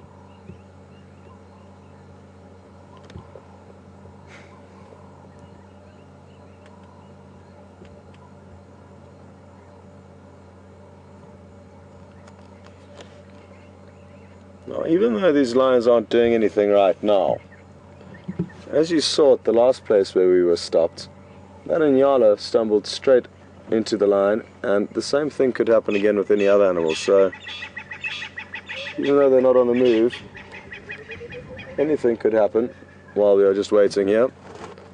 And I guess another good example from this afternoon is the herd of elephants that arrived at the lion sighting earlier. So we've been, again, I'll say it, very lucky this afternoon.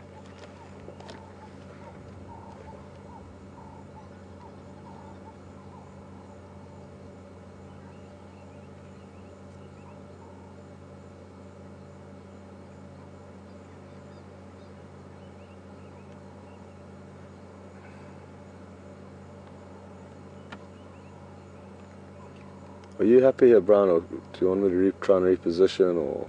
Yeah, let's try reposition. I can't see those line at all. Okay. Where will be our best bet?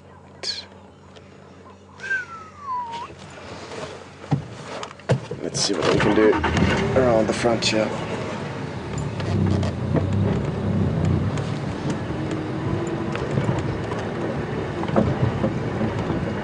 Again, apologies if what I'm maybe talking about is not really relevant to what you're seeing, but my monitor's not working, so I've got no idea of the magical job that Brian's doing for you guys.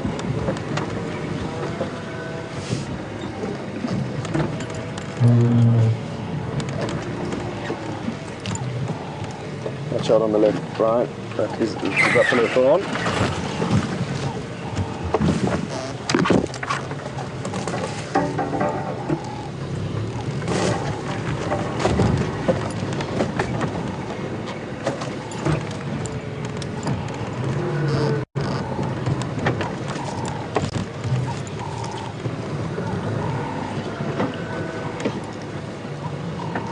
Should be able to get a small little gap here. Does give us a decent view of the bulk of the pride.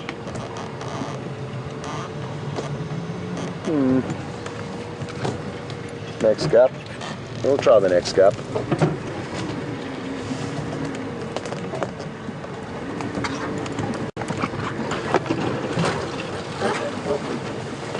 What do you think, Brian? Ooh. Not so good. I'm gonna get a puncture there. Yeah. Sadly, where we stopped, there's an acacia with massive thorns. It's almost worth Brian showing you what he almost sat on. That would have been a problem. So, some very large acacia thorns that you can see, and we are therefore going to reposition so that Brian doesn't get one of those. And can we just do this one here? Or the next gap?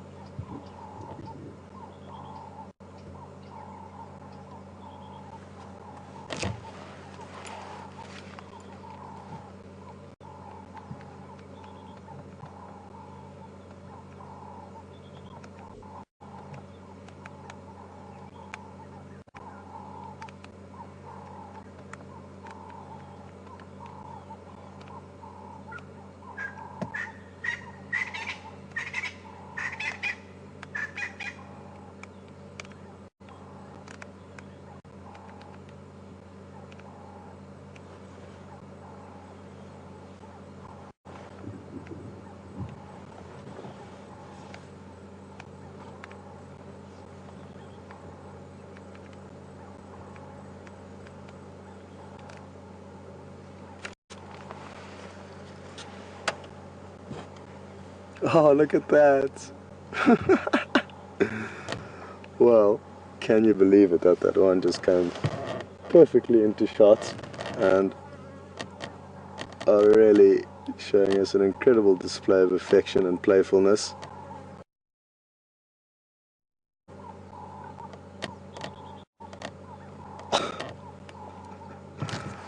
Too good.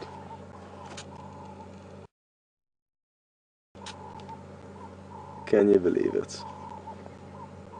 I wish I could see the monitor because I'd love to see the pictures you're getting now, but I'm sure they're good. And I'm jealous because I know what Brian's like behind this camera. So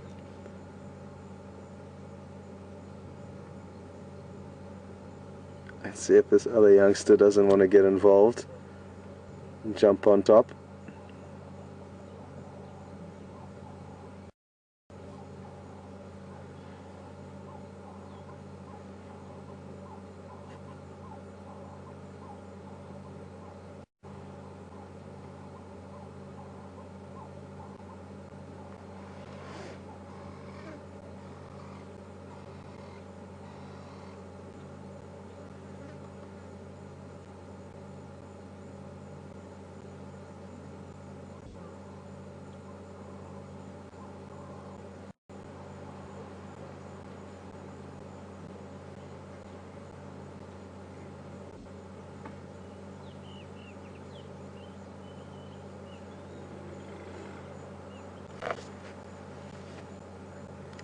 It could well be a lioness playing with one of her daughters. Well, to be honest, I actually haven't had a very close look at these two youngsters, and it could be that one of them is a young male. Well, both of them are young males. I haven't had a close look, and now another one's coming into a shot for more affection. And I'm so glad we did come around here, because this is just incredible. And it looks like even more are coming to get involved, and I'm guessing they're going to get on the move again shortly. So I'm going to get ready for that. But I think they all are going to pop into this tiny little window that we have here. No, I've just repositioned slightly.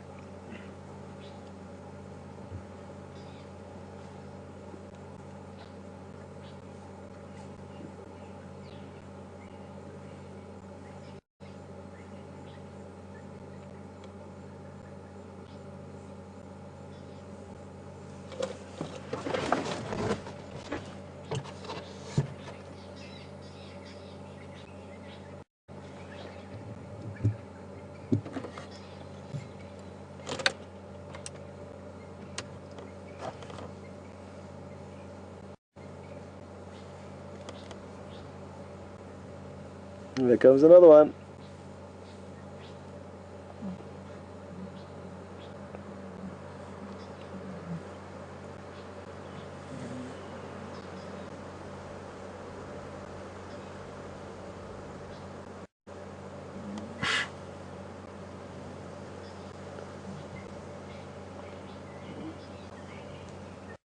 That one's getting jealous of the other one getting a lot of affection, and this lioness is now spreading the love between the two.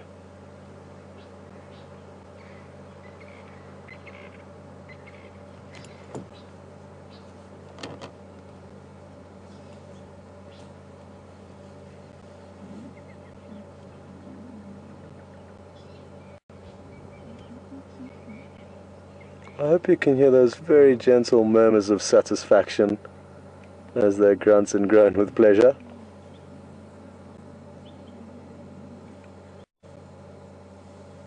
You're picking that audio up, Brian? Mm-hmm. It's very faint, but they are murmuring and groaning with joy.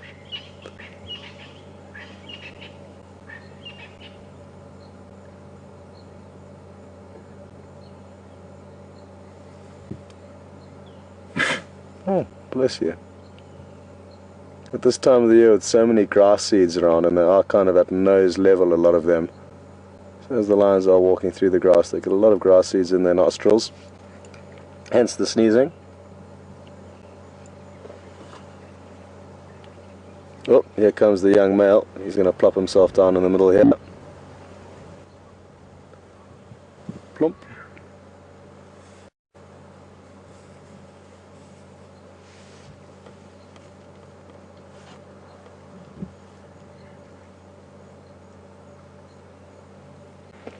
One lioness has just got up and moved, and I'm guessing the rest are potentially going to follow her. Listen to the audio. So try and worship. Can't move. Just listen, and hopefully she'll vocalize louder.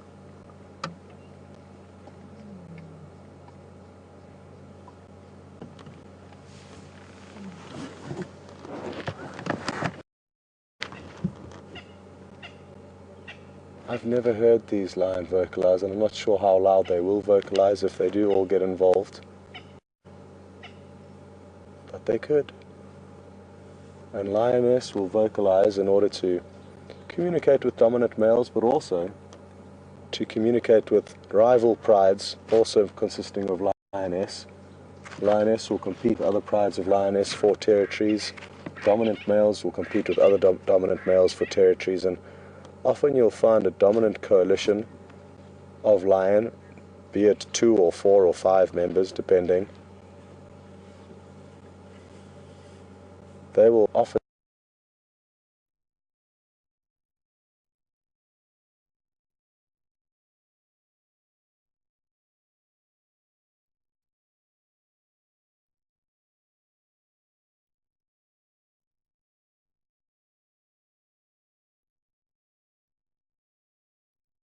this. I've got to be restless all afternoon, thankfully. Yeah, they might find that. Okay, looks like they're on the move there. So, we are going to get on the move as well. Are we clear behind?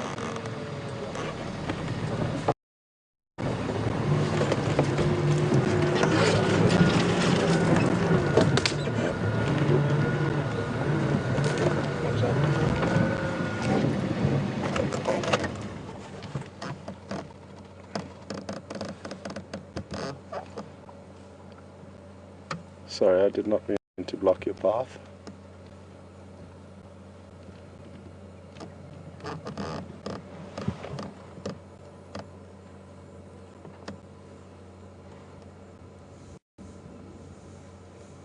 There's a lot of lightning and thunder that I can see the lightning and hear a little bit of thunder to the west. Hopefully that's not on its way here.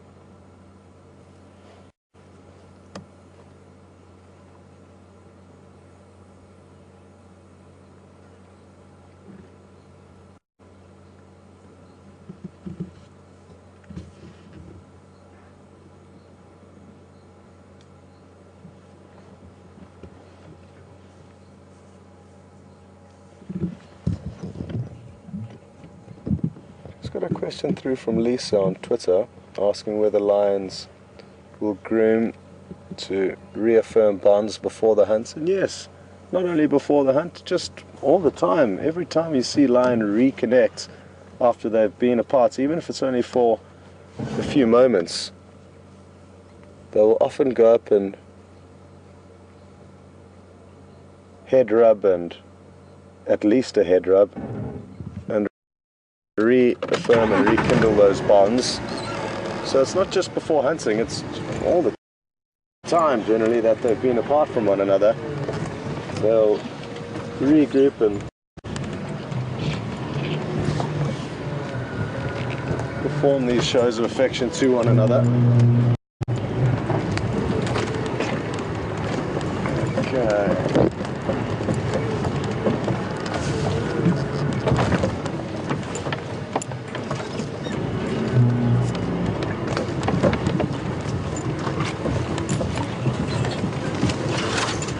Hold on, Brian.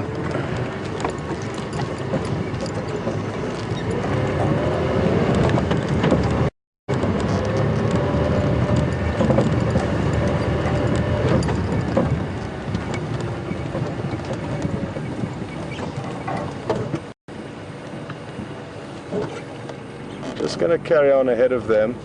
We're very close to the road that they're heading towards, and I just want to get onto it so I can get in position for them to follow us as we reverse, and then get the best view possible of them. Aye, you stop that. One just started really running down the road quite quickly after us there. So I just needed to stop and let it know that it wasn't a good idea to be chasing us.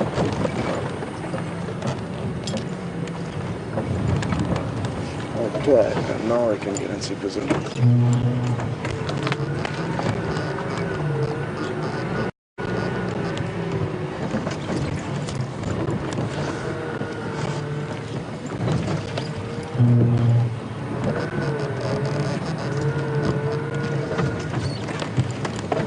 Sorry, lions. 1 second.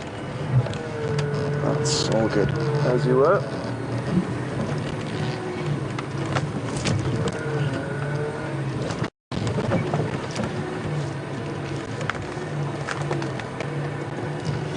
How's your luck, Brian? Okay.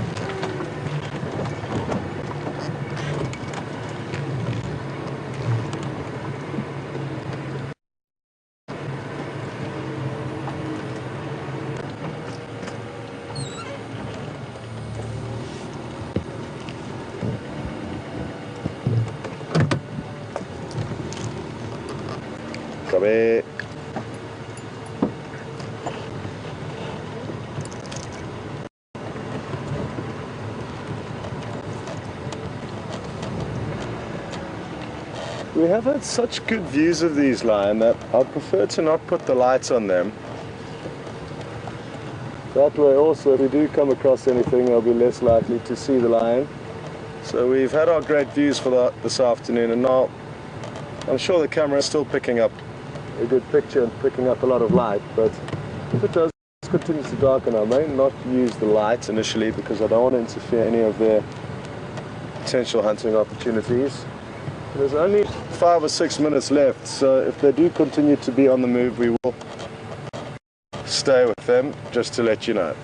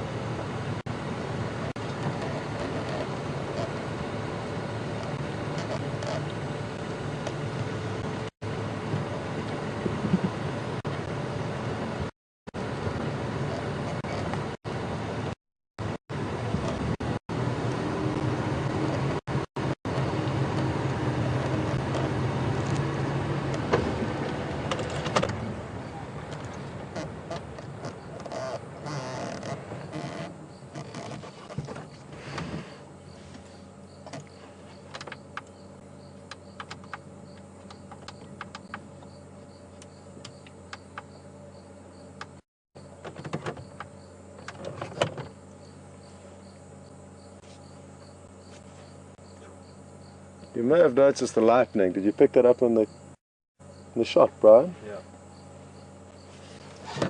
So that is a bit of a concern for us, staying over time. We may get caught in a storm. Anyway, let's just see what happens.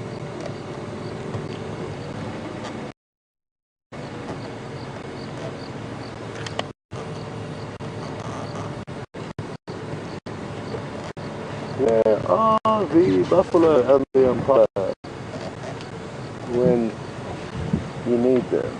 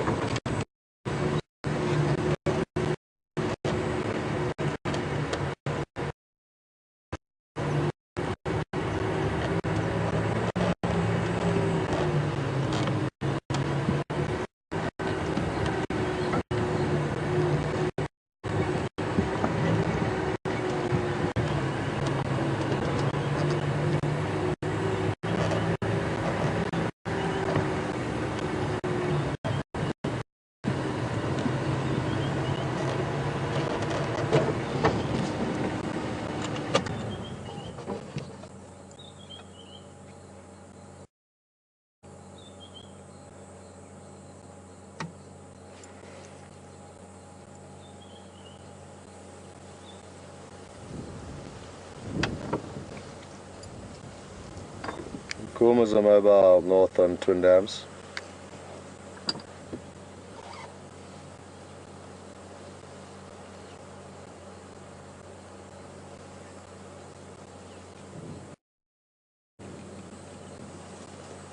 Oh.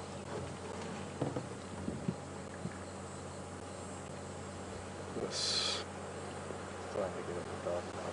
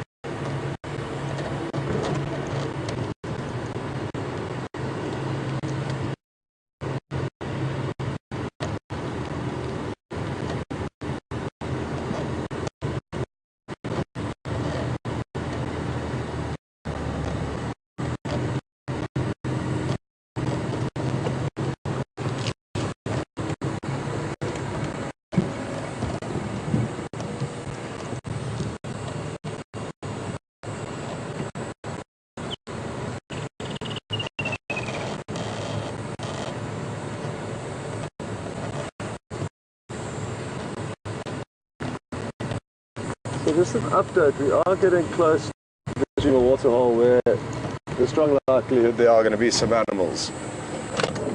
Once we get there and we establish what the scenario is, we will then decide what the next step will be.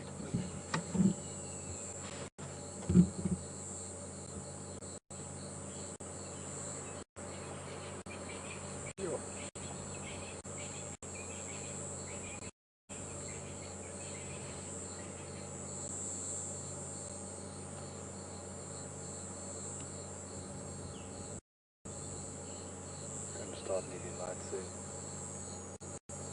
Okay. Let me have a look at this shot.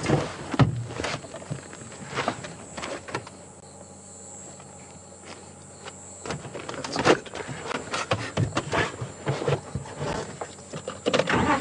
As long as you can tell there's line there, that will help because we've seen that enough. What we want to find is hopefully see these lines. If they do start hunting, we won't be able to see the actual action, but the reason why I would like to hang around is because if they do catch thing, feeding on a fresh kill, especially with this amount of line, is thing really incredible to witness. So it is what I'm hoping for, not so that you can actually see a takedown, because I won't do that. As I mentioned earlier, if we shine lights on the prey or the predator, we'll be disadvantaging either one, and therefore one. Let's take the lights off. Even though there's no potential prey yet, there may be anything around the next corner that we can't see.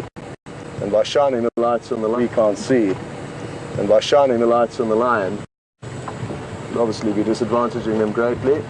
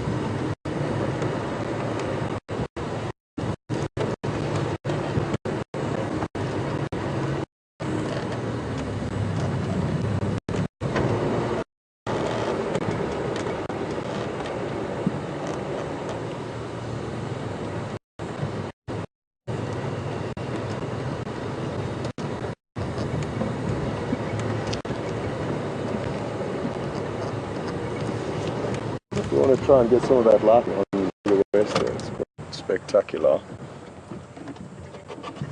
Well, we've seen so much changes in the lightning that is east and northwest, occurring to our west and northwest.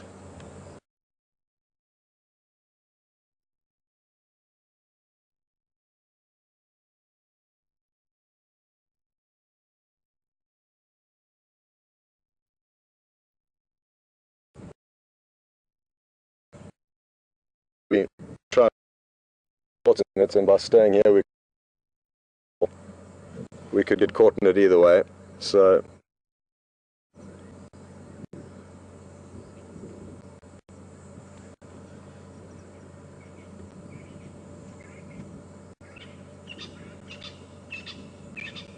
what I can guarantee though is that I doubt that on any of the future drives of this production will we have an opportunity like this with the lions, so that's why I'm inclined to stay as long as we can. Yeah.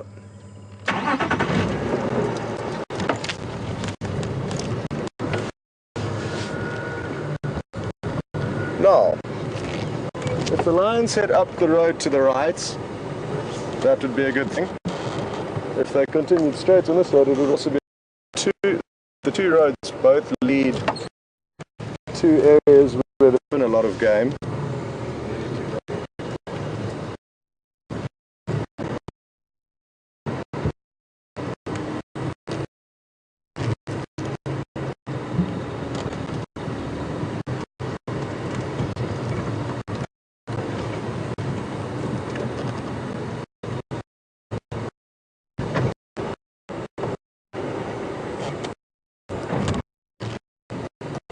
I'll have Brian if you don't mind.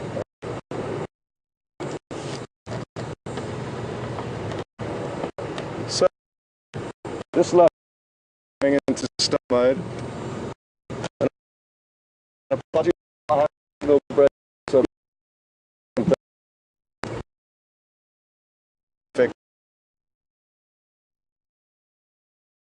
and so apologies if there are breakups. I'm not sure what the problem is.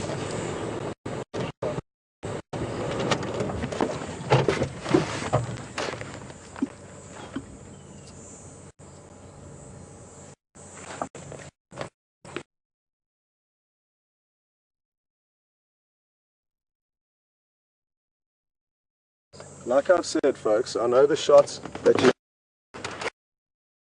a good fan, but it is important. Well, now that a game viewing viewers arrived, we're not going to.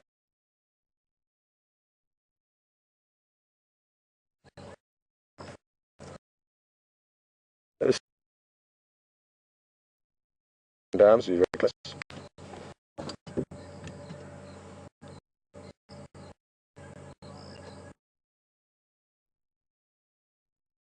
Because this other vehicle is here and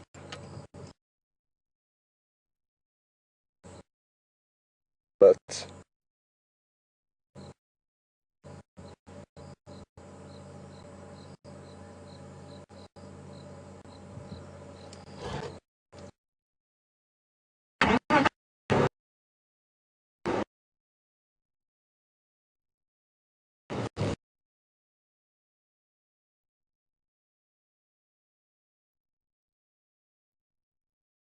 still spray up here.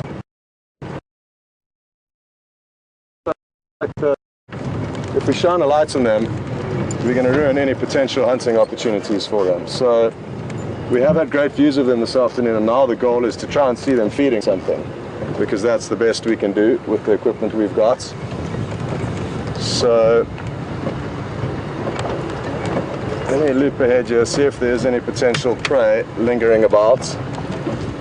And then if there is, we might hang around. If there's not, we will continue. Oh.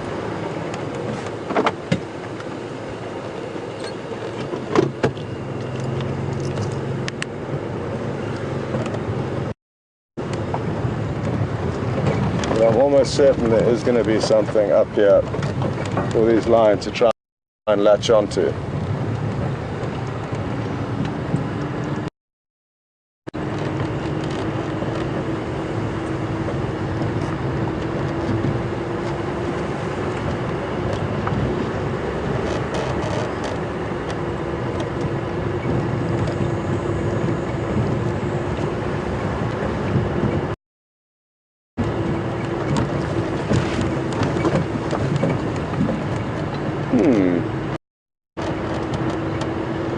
Nothing yet. Ooh, that Impala might be in trouble. I just drove past one lone Impala, which is not a situation that an Impala should want to be in at night, because this safety in numbers would certainly be helping it, but this one appeared to be all alone.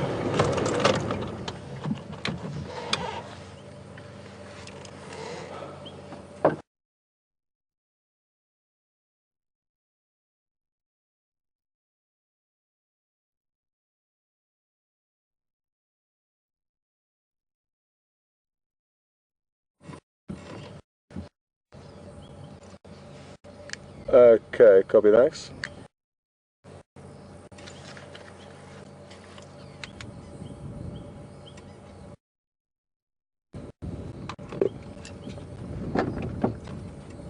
I haven't made it there yet, but there's just one lone miler that I've started.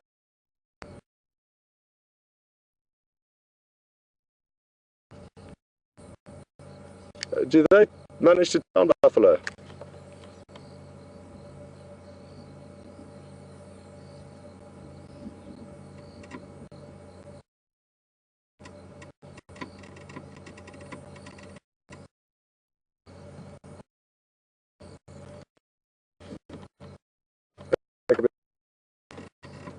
It's Craig, another guide who spent a lot of animals, said highly proficient at picking down buffalo. So that's interesting and useful information for us.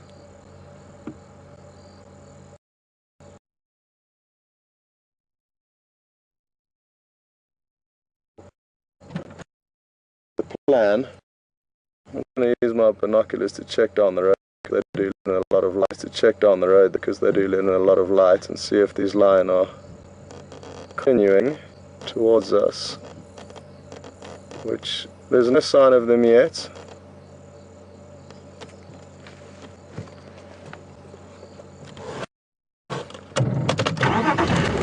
Okay, one last quick look to see what they're up to. If they're still coming down the road, we'll stay with them. If they're not, we will head on back, because we do have a curfew.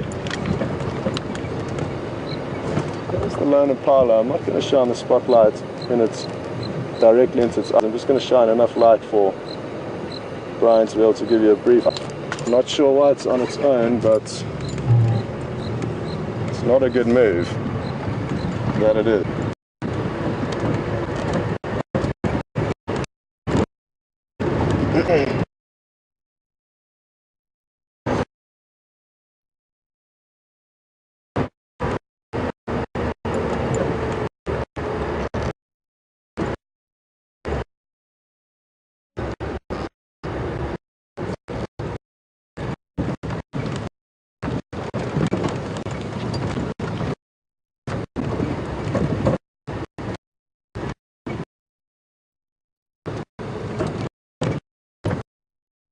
If the lions of direction ended up that other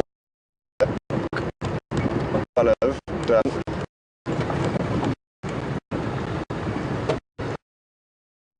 They are all in the road and fast asleep, so we are going to sign out, and it's not for lack of wanting to stay with them. It's various factors that lean to us not staying much longer with these animals. So I hope you have enjoyed the afternoon with them. It's been an incredibly productive afternoon in terms of quality sightings and interactions between the members of this pride. The interactions of this pride with the elephants, chasing Inyala on 2 different occasions. It's been a really wonderful afternoon, and one that I don't think will happen again, sadly, before this production closes, and that's why we have made the most of it. So to Alex in the final control, a big thank you, and also to Brian on camera for his work, and to all the viewers for following us. I hope you've really enjoyed the evening and afternoon, and who knows, maybe tomorrow we'll come back and find them somewhere nearby to here with a kill that they've made. I hope they do make a kill, because they are certainly hungry, but either way, we'll only be able to find out in the morning, and we certainly will be having a look. I'm sure the Djuma waterhole camera would also be worth keeping an eye on after this show, because they're heading straight towards it, and they could well pop up there in the next 5 minutes of them actually moving, provided they don't come into anything along the way. That lone impala could be in trouble. Either way, a big thank you from myself and the Wild Earth team, and we will catch up with you tomorrow.